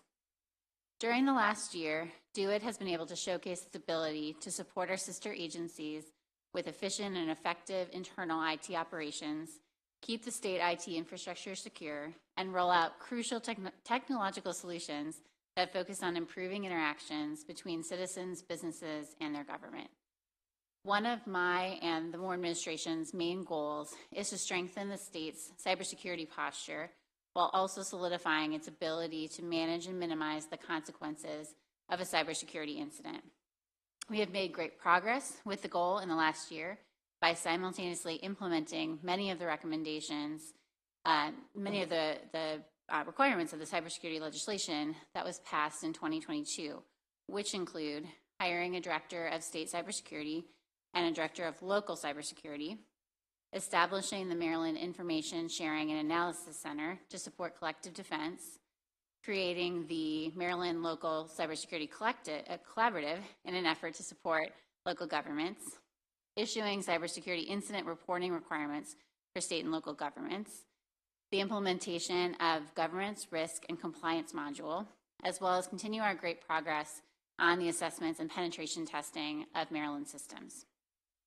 As you are aware, a large portion of DO-IT's budget includes the oversight and management of many IT projects.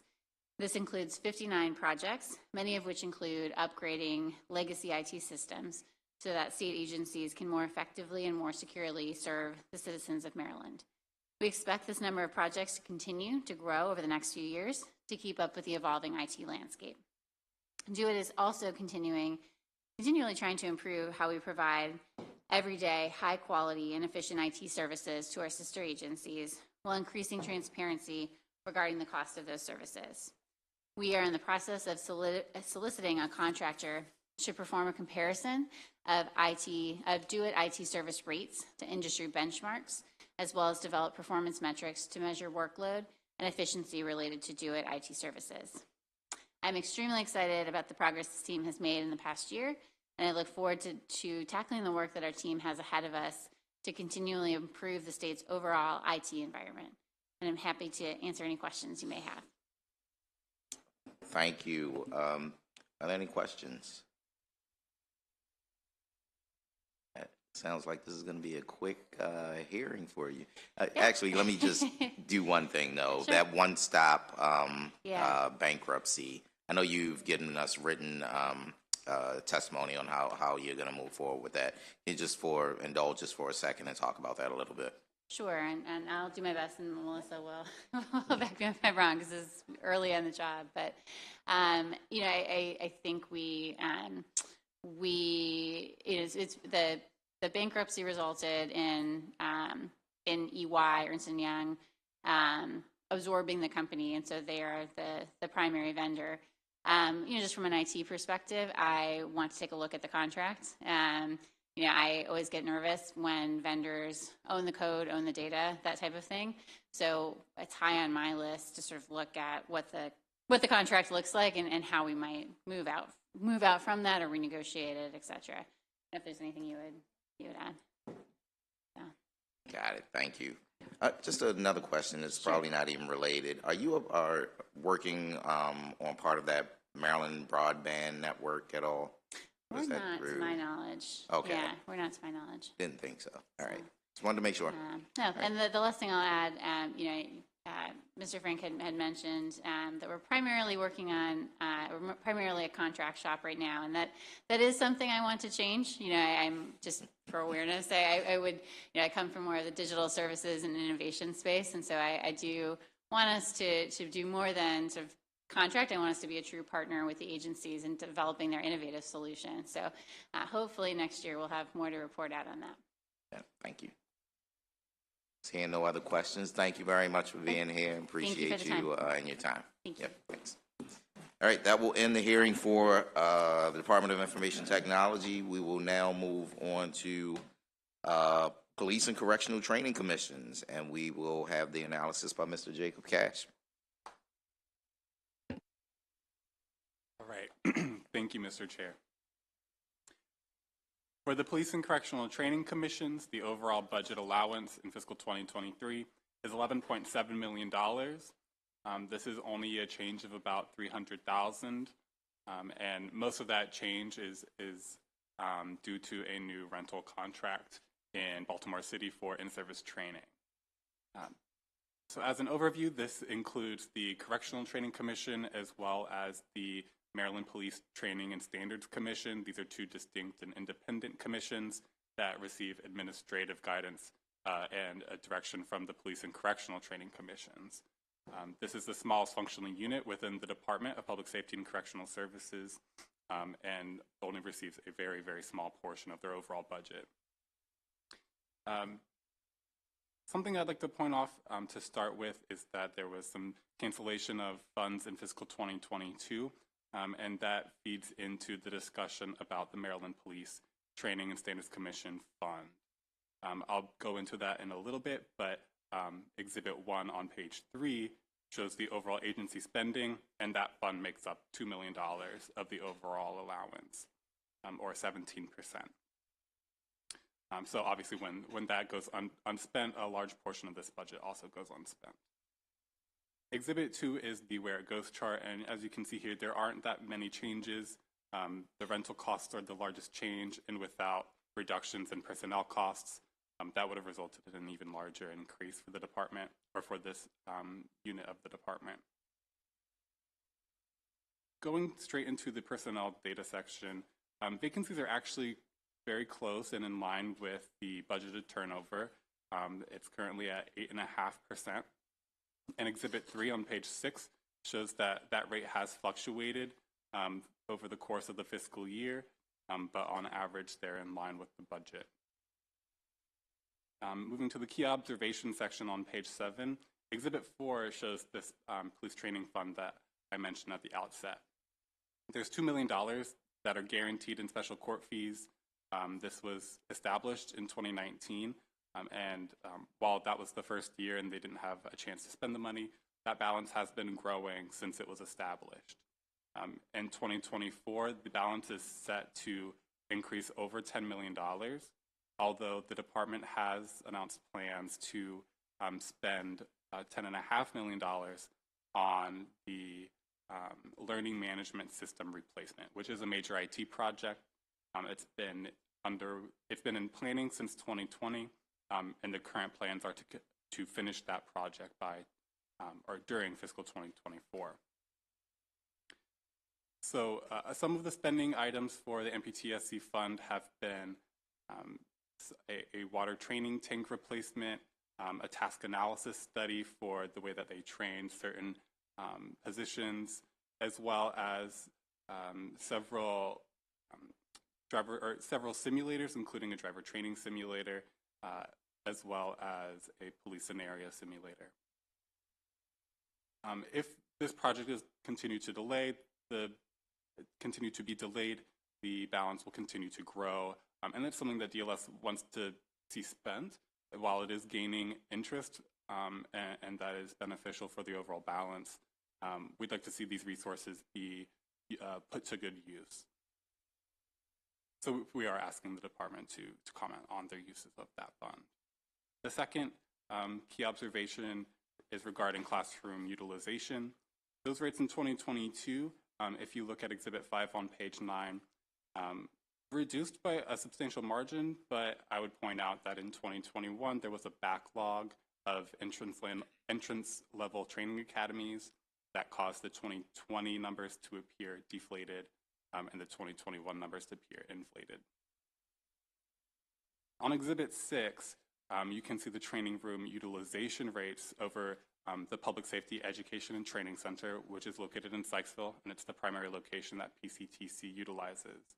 The overall amount of training space was utilized a bit more in 2022 compared to the past year, but I would point out that labs and simulators are reducing in utilization, and we are investing more in them. And while that it's great to see and use and should provide great opportunities for trainees, we'd also like to see more people utilize them. And if state employees are not utilizing them enough, then even local and federal employees could also utilize them and improve the conditions of public safety in the area. That's all I have for this analysis. There's an appendix on page 12, which summarizes the learning management system replacement project. I'll point out this matches the budget appendix data, which is $2 million, but to remind you, the department has updated that the project will cost $10.5 million. So with that, if there's any questions, I'd be happy to answer them. All right. Thank you, Mr. Cash. Are there any questions for the analyst?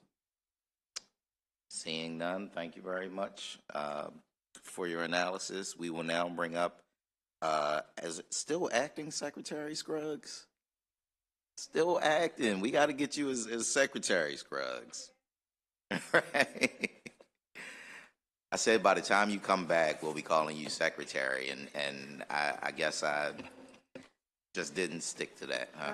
Spoke too soon. It's going to happen. It's gonna happen. It's gonna happen. Thank you for being here. Thank you again. Good afternoon, Chair Bridges, Vice Chair Ivy, and members of the Public Safety Administration Subcommittee.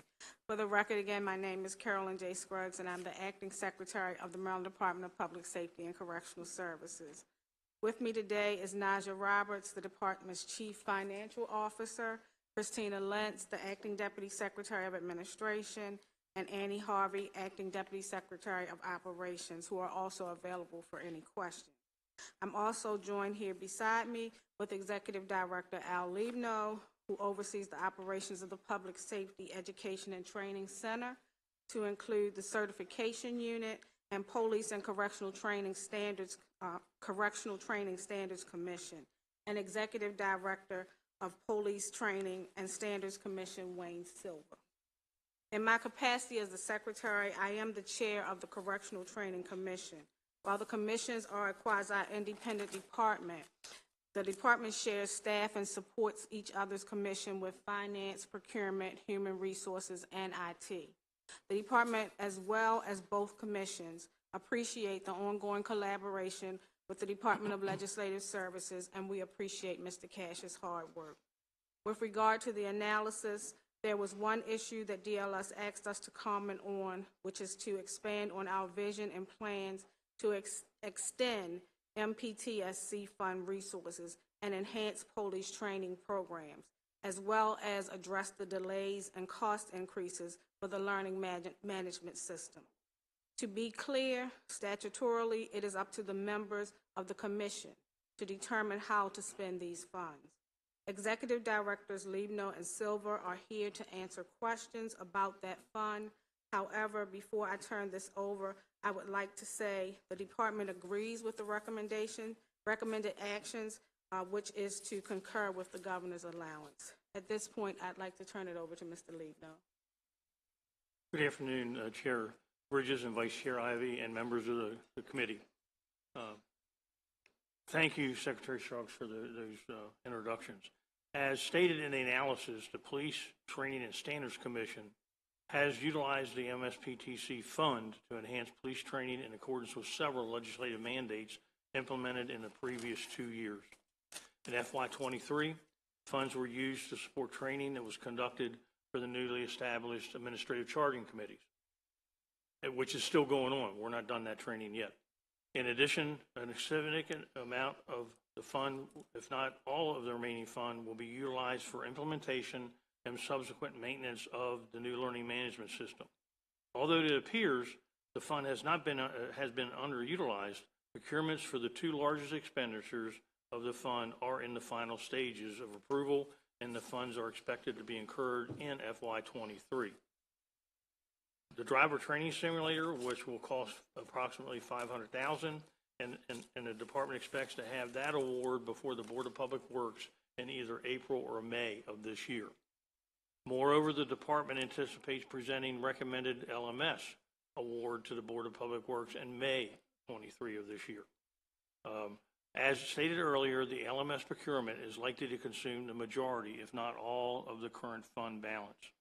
In summary, the current planned strategic use of the fund is for maintaining and enhancing the LMS following the initial purchase.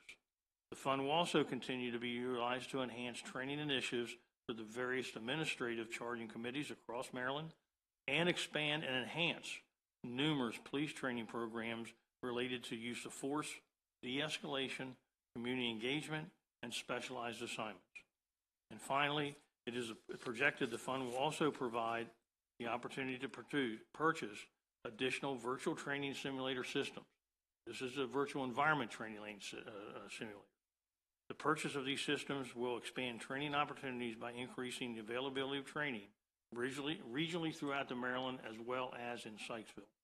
So we do have a vision, and we'll continue to work with the department on utilizing the funds to make these training enhancements. Thank you very much. We're happy to take any questions you have. Thank you. Are there any questions from the members? Looks like we're not gonna ask you any questions on this round. Okay. But we get a second bite of the apple because you got to stay up there. You certainly did. You certainly did. All right. Well, we will end the hearing for at least for the Police and Correctional Trainings Commission, and we'll go to community supervision at this time. And again, we'll hear from our analyst, Mr. Jacob Cash. Thank you. Thank you, Mr. Chair. For the community supervision function within DPSCS, the overall budget allowance is $130 million, which is a 3% increase of about $3.7 million.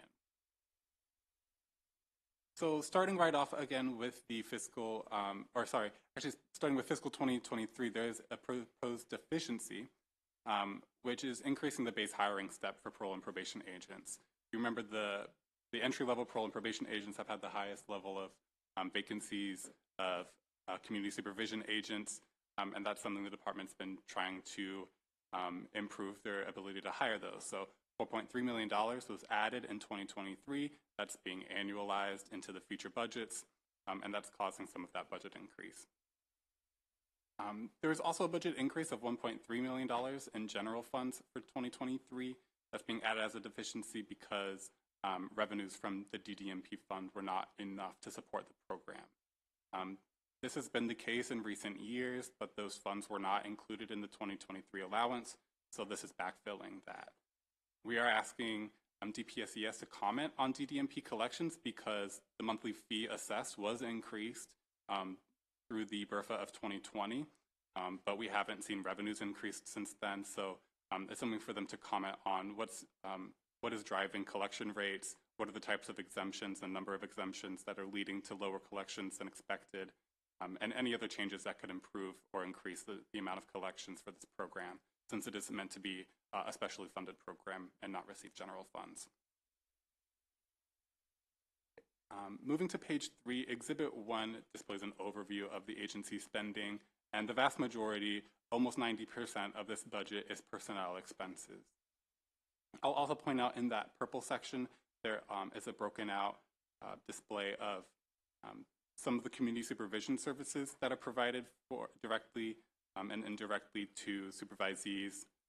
This includes counseling services for sex offenders, substance use disorders for anybody, or substance use disorder treatment services for anybody that would require it, GPS monitoring for those with ankle monitors, as well as drug court agreements with several jurisdictions, and employment and housing assistance. On page 4, the Exhibit 2 is the Where It Goes chart, and that displays that $3.7 million budget increase.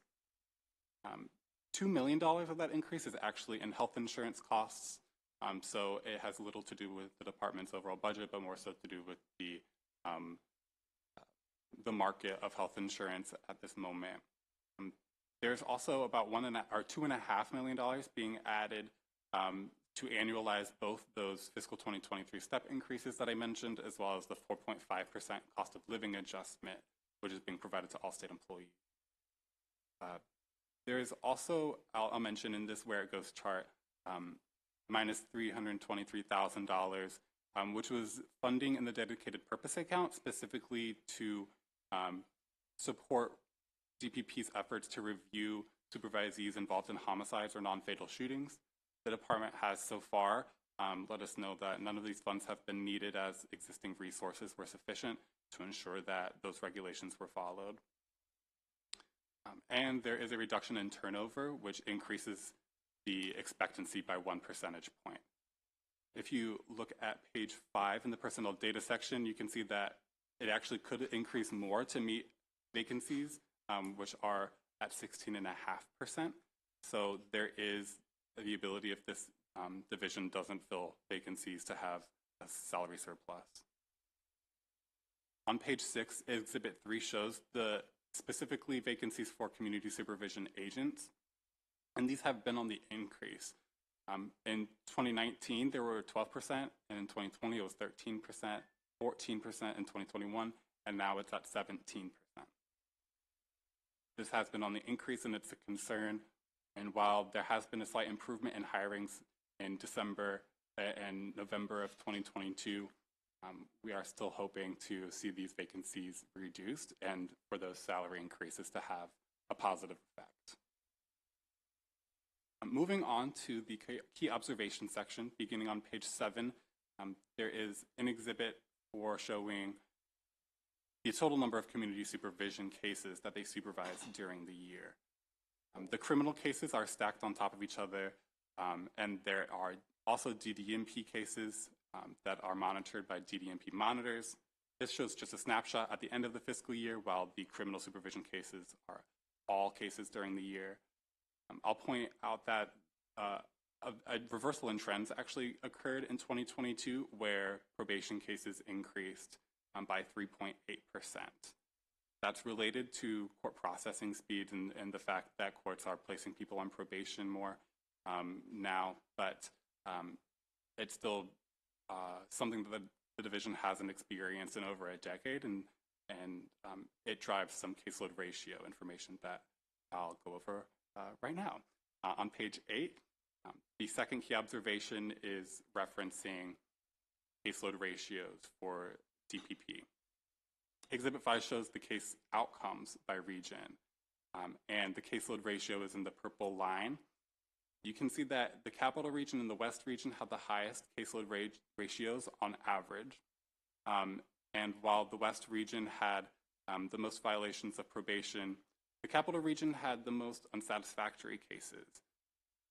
The East Region had a lower average caseload ratio, but they had some of the most vacancies among support staff, and they also had high levels of violations of probation.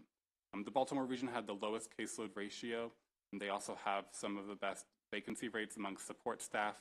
And while their violations of probation are low, they still have a substantial portion of unsatisfactory cases, case closures. Overall, though, there was a slight association between average caseload ratio and satisfactory case closures, but more information and analysis is needed and in the future to continue to determine the impact that DPP is having and the impact that caseload ratios are having on the success of offenders. Moving on to the caseload standards and outcomes. So Exhibit 6 shows the average caseload ratio by region, and the caseload ratio went up in 2022 by 4 cases on average per agent, and this was mostly seen in the Baltimore and Capital regions. There was a slight reduction actually in the East region, and the West region was exactly the same level as in 2021. Now, there are different recommended caseload ratios for these regions based on the departments and the American Parole and Probation Association's recommended caseload averages, which are not to exceed 20-1 for intensive supervision, 50-1 for moderate or high clients, and then 200-1 for low supervision clients. That would produce an average caseload target of 82 cases per agent for the department, and the department has reported that they see that as a viable figure for their agents. However, this should be seen as a not to exceed level, and when you go over that, you see worsening of outcomes. However, when you reach a more ideal level, which through a report from the state of Ohio, actually recommended levels of 20-1 for high and moderate, 50-1 for low levels, and then 200-1 for only the administrative levels. This would reduce the average recommended caseload ratio to about 50-1, and that would be consistent across regions. And this is based on the actual data that DPSCS provided. The regions with the more cases per agent and the more support staff vacancies tend to have the most replications. And so we are asking the department to comment on future steps to reduce caseload sizes, improve case outcomes, and improve their overall compliance with supervision conditions, as well as recommending to request the same caseload report requested in the previous year that informed this analysis. Moving to the third and final key observation, this is the discussion on offender safety and violence reduction. Initially, there was a report by the Office of Performance Evaluation and Government Accountability in 2020 that found that 37% of victims and suspects of homicides or non-fatal shootings in Baltimore City were under DPP supervision at that time. They also found that DPP was not following their regulations on completing after-action reports in a timely manner. And while since then DPP has improved their compliance with these regulations, this is an ongoing concern from the legislature, and several actions have been taken. The first was to request an annual report every December showing showing numbers of individuals charged of several different violent crimes or involved in any of those. There is also as I mentioned, fiscal 2023 budget bill language. Actually, I don't think I mentioned this. So in fiscal 2023, the budget bill restricted $250,000 in general funds pending a report. This informed this analysis as well, and that included the activities that they're taking to reduce their murders, policies and programs that are recommended, and as well as just a few figures on this topic. And finally, is the $323,000 in funding that was provided in fiscal 2023 that I did mention before regarding after-action reviews. So since the OPEGA report and the number of legislative actions to follow up with the department, we are seeing an improvement in the department's numbers. So Exhibit 8 on page 14 shows the number of DPP supervisees involved in homicides and non-fatal shootings. And in 2022, we see the least or the smallest percentage as well as the smallest number of total suspects and victims. Actually, there was a slight increase in non-fatal shooting suspects, but among the other categories, there was a decline, and it was the lowest that we've seen since we started tracking this. There's also a discussion that could be had about overall offender mortality while under DPP discussion. The number of supervisees involved in homicides and non-fatal shootings isn't completely showing the full picture, and so we wanted to look at how DPP is doing compared to Maryland in general. So the overall death rate for DPP offenders in 2022 was 1.8%. And that was 1.8 times higher than the Maryland crude death rate.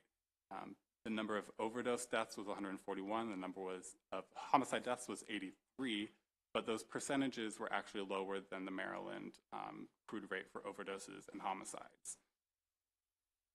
So at this point, additionally, the population that DPP supervises is an acute population with multiple needs that can impact their mortality, and the overall ability of DPP to meet their needs is limited. So DPP doesn't control the mortality of their offenders, but they do have a role to play in ensuring that they're doing the most to keep track of them and encourage them to engage in safe behaviors. So on page 13, there is a list of measures taken by DPP to improve the way that they're overseeing these offenders. Many of these don't require budgetary initiatives, but we are asking the department to comment on any of these that would. But for the most part, these are information sharing and intelligence gathering efforts, including coalition meetings, expanding the warrant apprehension unit to engage with more people in Baltimore City, as well as automatically putting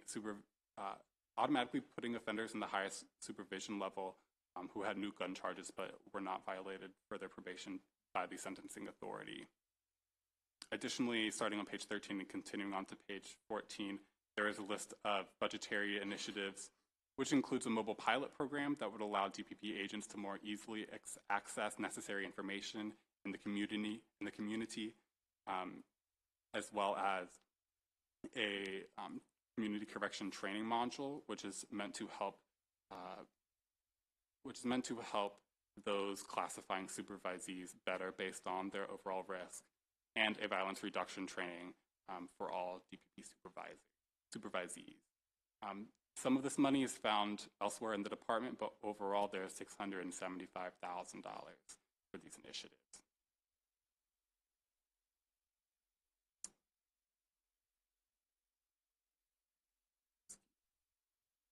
So we are recommending to release the money that was restricted in fiscal 2023, the $250,000 in general funds.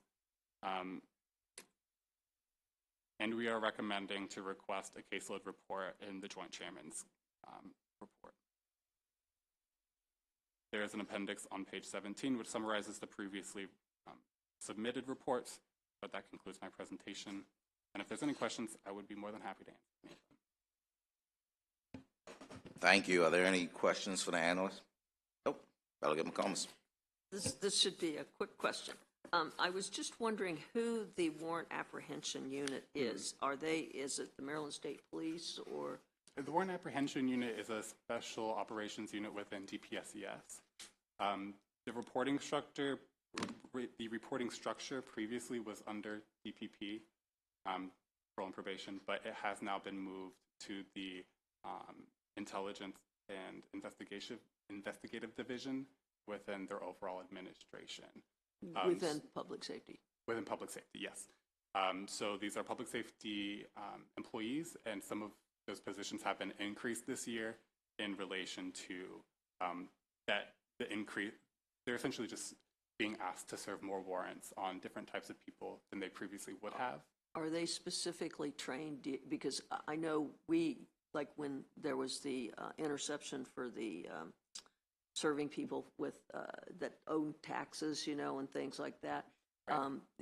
They met at the police station because it was much safer than for them going and knocking on a door. So are these people specially trained dealing with apprehension? Yes, they're considered some of the most highly trained and specialized in the state. Okay, thanks. Maryland State Police, or they're their own? Right. Within, okay, correct. Thanks. Thank you. Just real quick, if you go back to, I guess, page 8, Exhibit 5, for the committee members, and, we've got mostly new committee members, can you explain what the unsatisfactory is for, or give us an example of what would be a condition that hasn't been met for an unsatisfactory status, where it's not necessarily a violation of probation, but it's unsatisfactory? I think the agency would probably have a more detailed answer than I do, but it could be any number of conditions where, based off what the court has set, if there's some where if you don't follow them, it's an automatic violation of probation, and there's some where you get certain strikes, you get, the department could probably comment on it a little bit better, but there are some ways that they can encourage compliance without fully violating it, and there's ways that at the end of, they're not going to recommend you to continue supervision, but you also have not fully complied with what they set up for you. Okay, I'll get the agency to answer that question as well. Are there any other questions for our analysts? Not, thank you again for your analysis. Definitely appreciate it. We will bring the acting secretary, soon to be secretary, back up. Acting Secretary Scruggs. And again, if you want to bring anybody up to help answer these questions, we definitely appreciate it. Especially individuals that wear very bright jackets that I would love to have. Please introduce yourself as well. Good afternoon again, Chair, Vice Chair, and members of the Public Safety and Administration Subcommittee. For the record, again, my name is Carolyn J. Scruggs, and I am the Acting Secretary for the Maryland Department of Public Safety and Correctional Services. With me today, the colorful gentleman here is the Chairman of the Maryland Parole Commission, Mr. David Bloomberg. Also, I have with me Ms. Martha Danner, Director of the Division of Parole and Probation, and behind me, Ms. Christina Lentz, Acting Deputy Secretary of Administration, Annie Harvey, Acting Deputy Secretary of Operations, and Naja Roberts, our Chief Financial Officer. The department again appreciates the ongoing collaboration with Department of Legislative Services and Mr. Cash, and thank you for that analysis. Community supervision is a very complex component of our public safety mission. It involves many stakeholders working in collaboration with the courts, law enforcement, and many community services that are required to help people live successful lives. With regards to the analysis, DLS asks to discuss possible changes to the DDMP collections process that could increase revenues and the consequences of those changes. DDMP collection fees have historically reflected the size of the supervision population. FY 2021 was the lowest collection year on record. The impact of the pandemic on courts, economic hardships, and the subsequent 25% decrease in cases supervised played a significant part. DPP has seen a significant change in FY 2022 fee collection, which is in part a reflection of the increased fee rates, as it marks the first time the collection rates have increased while cases monitored continue to fall. Under the current system of collections, supervisees who owe monthly program fees are required to provide a certified check or money order for payment. These payments are mailed to a lockbox, where they are received by DPP personnel and posted. The department is currently working on modifications to our offender case management system to add a collection system of records for costs, fines, fees, and restitution. This will be in conjunction with an electronic web-based collection banking system, which will allow for additional payment options to replace the current system, which requires the supervised individual to place the payment in a lockbox. The project is currently in the business requirements phase. Next, DLS asks the department to comment on future steps to reduce DPP caseloads, improve case outcomes, and improve overall compliance with supervision conditions. DPP evaluates caseloads on a regular basis and makes adjustments as necessary. There are limitations to making outcome comparisons based purely on regional distribution statewide, including offense severity, risk factors as determined by the risk needs assessment, service needs, differences in parole and court orders, and other variations. The majority of DPP cases tend to be concentrated in the Baltimore metro and capital region, and the DPP constantly strives to adjust staffing ratios based on those needs. There is not as much flexibility in adjusting ratios in our western and eastern regions, as active cases in these regions tend to require lower level supervision. As for improving caseloads, the biggest challenge is the same challenge that most state agencies and other employers are experiencing: difficulty in recruiting. DPP, along with the Department Human Resources Division, has been constantly recruiting and hiring parole and probation agents and drinking driver monitoring. On February 1 of this year, there were 30 agents starting the Parole and Probation Agent Academy, and a second academy is due to follow on March 30th of this year. In addition, DPP instituted a retention longevity pay incentive program to assist with staffing levels. As of February 6th this year, over 151 agents have enrolled in this program. The last issue DLS asked us to comment on is the extent to which any of those initiatives require additional funding, reallocation of resources, or impact to workloads of agents. Working in conjunction with DPP agents, social work positions have been added to that division. DPP continues to evaluate the impact of the various initiatives with regards to funding, resources, and workloads. Finally, we concur with the recommended action and are ready to answer any questions. All right, thank you very much. If you could start with the first question that I asked originally, if you could just give us an example of what would make an unsatisfactory case closure versus unsatisfactory status of Versus supervision versus a violation of probation. Martha, you want to? Good afternoon, Chair Bridges. If you could pass the mic over. Yep. Sorry about that. Good afternoon, Chair Bridges. I'll be happy to answer that question for you. An unsatisfactory case closure is when an agent initiates a violation of probation, parole, or mandatory release, and instead of the supervision being revoked, the sentencing authority closes it out in an unsatisfactory status. So the case is closed at that point, though? Yes. Okay. That's correct. Yep. Thank you. And in terms of the average cases per worker.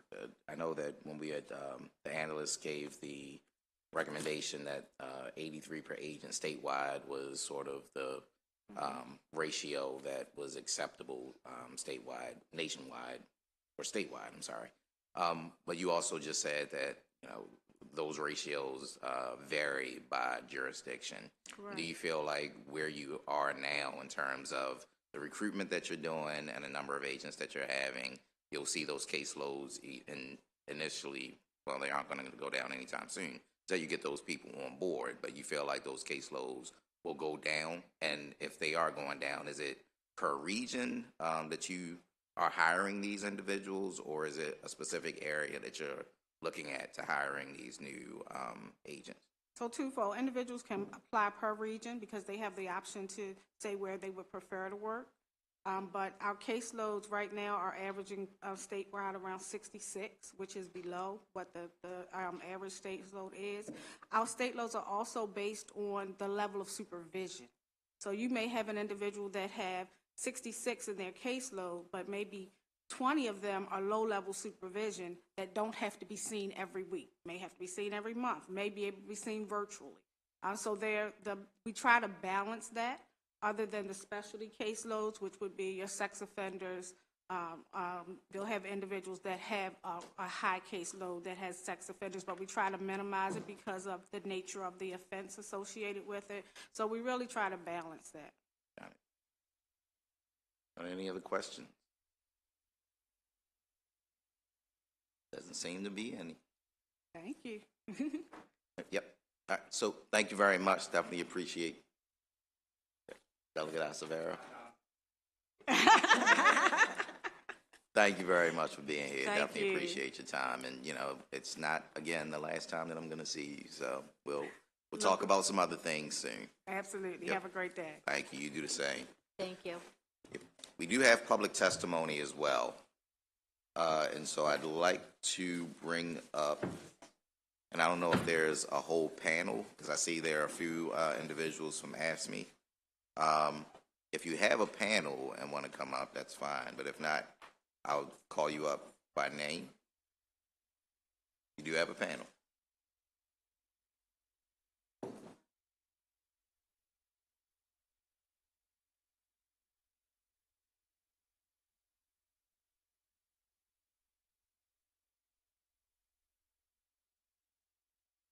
Great. Thank you all for being here. And just introduce yourself before you begin to speak. And just remember, you have 2 minutes for your testimony.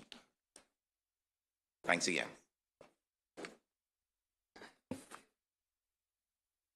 Good morning, Mr. Chairman, Mr. Vice Chairman, and esteemed committee members. My name is Bernard Johnson. I'm from Local 3661, Parole and Probation. I'm a shop steward. And I'm also an office secretary, too. I'm here today to talk about the staffing crisis at Parole and Probation. I'm sure every representative here before me has a secretary, administrative aide, or someone in a clerical support position to help out with your day-to-day operations. Sadly, at Parole and Probation, some of our offices and our units do not have support staff. I'll give you an example. Baltimore City Investigation Unit, Baltimore County Investigation Unit do not have support staff. Both secretaries retired last year. Both units are responsible for pre-sentence investigations, post-sentence investigations, pre-parole life investigations, pre-parole jail investigations, applicant investigations, certificate of rehabilitation investigations, certificate of completion investigations, executive clemency investigations, special court investigations, home and employment investigations, and special division investigations. Neither unit have clerical support. Our former Local 361 union president, Ray Douglas, I believe he was here in 2013, testifying about the lack of staffing in our intake units. Now, 10 years later, I'm here to talk about the same issue. Our Baltimore County Intake Office was designed to have 7 intake workers and a receptionist. That's 8 clerical positions in total. Currently, there are only 2 intake workers. One intake worker has to sit at the reception desk, answer phones, wait on clients, and try to multitask to put in a case. And the other intake worker has to put in cases also for Towson District and Towson Circuit Court, which are about 3 to 4 blocks away from the office on Washington Avenue. In the PG County office in Upper Marlboro, they have one intake reviewer, and he is contractual. Offices cannot operate on a skeleton crew. Restructuring the pay scale and increasing salaries in order to retain staff is extremely important. I'm sorry, I'm probably getting to the end of my 2-minute mark and everything. Yep, if you could begin to summarize for us. From the people that have called me and talked to me, morale is low, people are burnt out, DPP employees are retiring, and members are tired. Agent, drinking, driving monitor, intake reviewer, office secretary, and service clerk positions, and other clerical support positions should be listed on DBAM as ongoing recruitment. With all the colleges, universities, vocational institutions in the state of Maryland, a strategy of recruitment in order to retain staff has to change. If colleges and universities can have recruiters for their college sports programs, HR departments should also have recruiters to recruit as well. And lastly, there's no reason whatsoever for a state to have over $1 billion surplus to have any staffing issue in any agency. Thank you. Yep. Thank you very much. Appreciate your testimony. Good afternoon, Mr. Chairman, Vice Chairman, and subcommittee members. My name is Sharonda Andrews, and I'm a proud ASME member and Secretary Treasurer for Local 3661 with the Division of Parole and Probation. I have been with the division for 10 long years, and I'm a senior agent. On February 25th, 2021, my life was changed forever. I was left with a fractured jaw, totaled car, and mental wounds after a vicious attack and carjacking. I now live in fear, knowing that my 2 attackers will be released and placed on supervision with an agency suffering a staffing crisis. I have colleagues with caseload exceeding 250 case files. I myself will spend the day tomorrow in another office performing duties of a different job classification. I will be neglecting my caseload to act as an intake worker. I am here today to ask for a budget that will help allow agents and monitors to focus on their caseloads, to provide quality supervision that will help mitigate the staffing crisis. I'm asking for the entire pay scale to be restructured so we can not only hire but retain agents, monitors, and office professionals. I'm also asking for the retention plan for all positions, keep positions open and continuous, recruit qualified senior candidates in the surrounding states before they graduate from college, show potential candidates how Maryland invests in Marylanders. I chose this job as a public servant to keep Maryland safe and to help guide and assist individuals with the challenges they face with restructuring their lives after incarceration. I must admit, being a public servant is a difficult job. The stress of being a probation agent can affect your mental health. Oftentimes, my colleagues and I don't feel safe in our own communities. We need Maryland to invest in public safety. Thank you.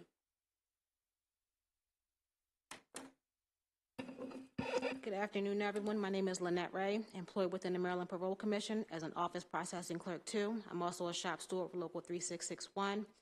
And I have been employed within the state for the last 6 years. January 2023 was the first time I brought home a paycheck over $989.75. I'm trying to move out of my townhouse and into a 3-bedroom apartment and being denied, told that I don't make enough. Currently, my 16-year-old son, Damon Ray, who works part-time at Jersey Mike's, is helping me pay the bills. I am in school full-time. I'm in school full-time and I also work a full-time job with the hopes of getting to a point I can provide for my family without picking and choosing what bills to pay, so I also make sure we have food in the house. As a part of DPSCS, we deal with public safety and a lot of personal information that can and does affect society, but we are the least paid position. There were 3 permanent employees within MPC, employed there for years. However, they were homeless. I myself actually witnessed the gentleman ironing his clothes in the break room. Later, I was informed that he was taking showers at the gym down the street and sleeping in his car, out in the parking lot. Out of a $1,086.32 paycheck, I am paying $1,650 a month for my townhouse. After I pay what bills I can along with household necessities, my account automatically goes negative every paycheck on Tuesday, as my check clears early on Monday due to my bank account. These are just a few of the problems I face, and I'm urging the state to give increases so that we can afford to live where we work. I love what I do. I have a passion for it. I came to the state to provide for my children in a better situation and show them something different. That's not happening. At this point, I am seriously considering and thinking of becoming a manager at Walmart. Please consider reconstructing the pay scale so no employee is left behind and bringing home a check less than $1,000. Yearly steps and COLA increases, so our salary increases with inflation and promotional track with the office professionals, so we too can have a career within the state. As of now, I currently make 53% lower than the national average for state employees. That puts me below the national poverty line. I have applied for food stamps. I fought for 6 months. They approved me for $75. I'm struggling. Every time I go to work, I wonder what is the purpose. I urge the state to give increases. Thank you all very much. We definitely appreciate you being here, and we definitely support all the work that you do.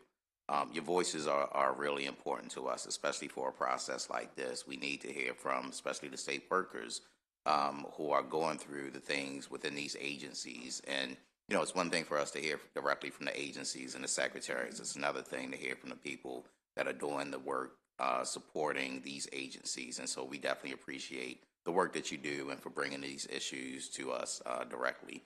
Let me ask you, Ms. Andrews, what is your current caseload? I have at least, I'm going to say about 80, 85.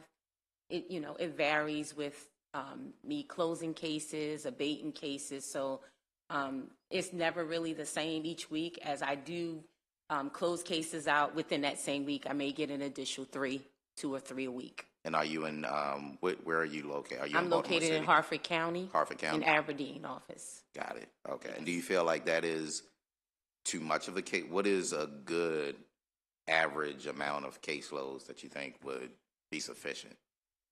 I would say maybe 80. 80. Maybe 80, but it all depends because each one of the people we deal with have different issues. They have different concerns where, as the secretary stated, acting secretary stated that the levels are different. Yes, the levels are different, but sometimes people who are in a lower level supervision really requires more than someone that's in a higher level of supervision based on their special conditions. Got it. All right. And Ms. Ray, what is your position with the agency? Office processing clerk 2. And what does that consist of? Filing, answering agent information. We have agents that call asking me how to do their job. I have the commissioners asking me how to process warrants. I have to pull files, track files, validation lists. It goes on. Got it. How long have you been there? With the parole commission, 4 years. I started with post-conviction 2 years before that. And is that, where is that located? Downtown on Redwood Street. Okay. Yeah. Thank you.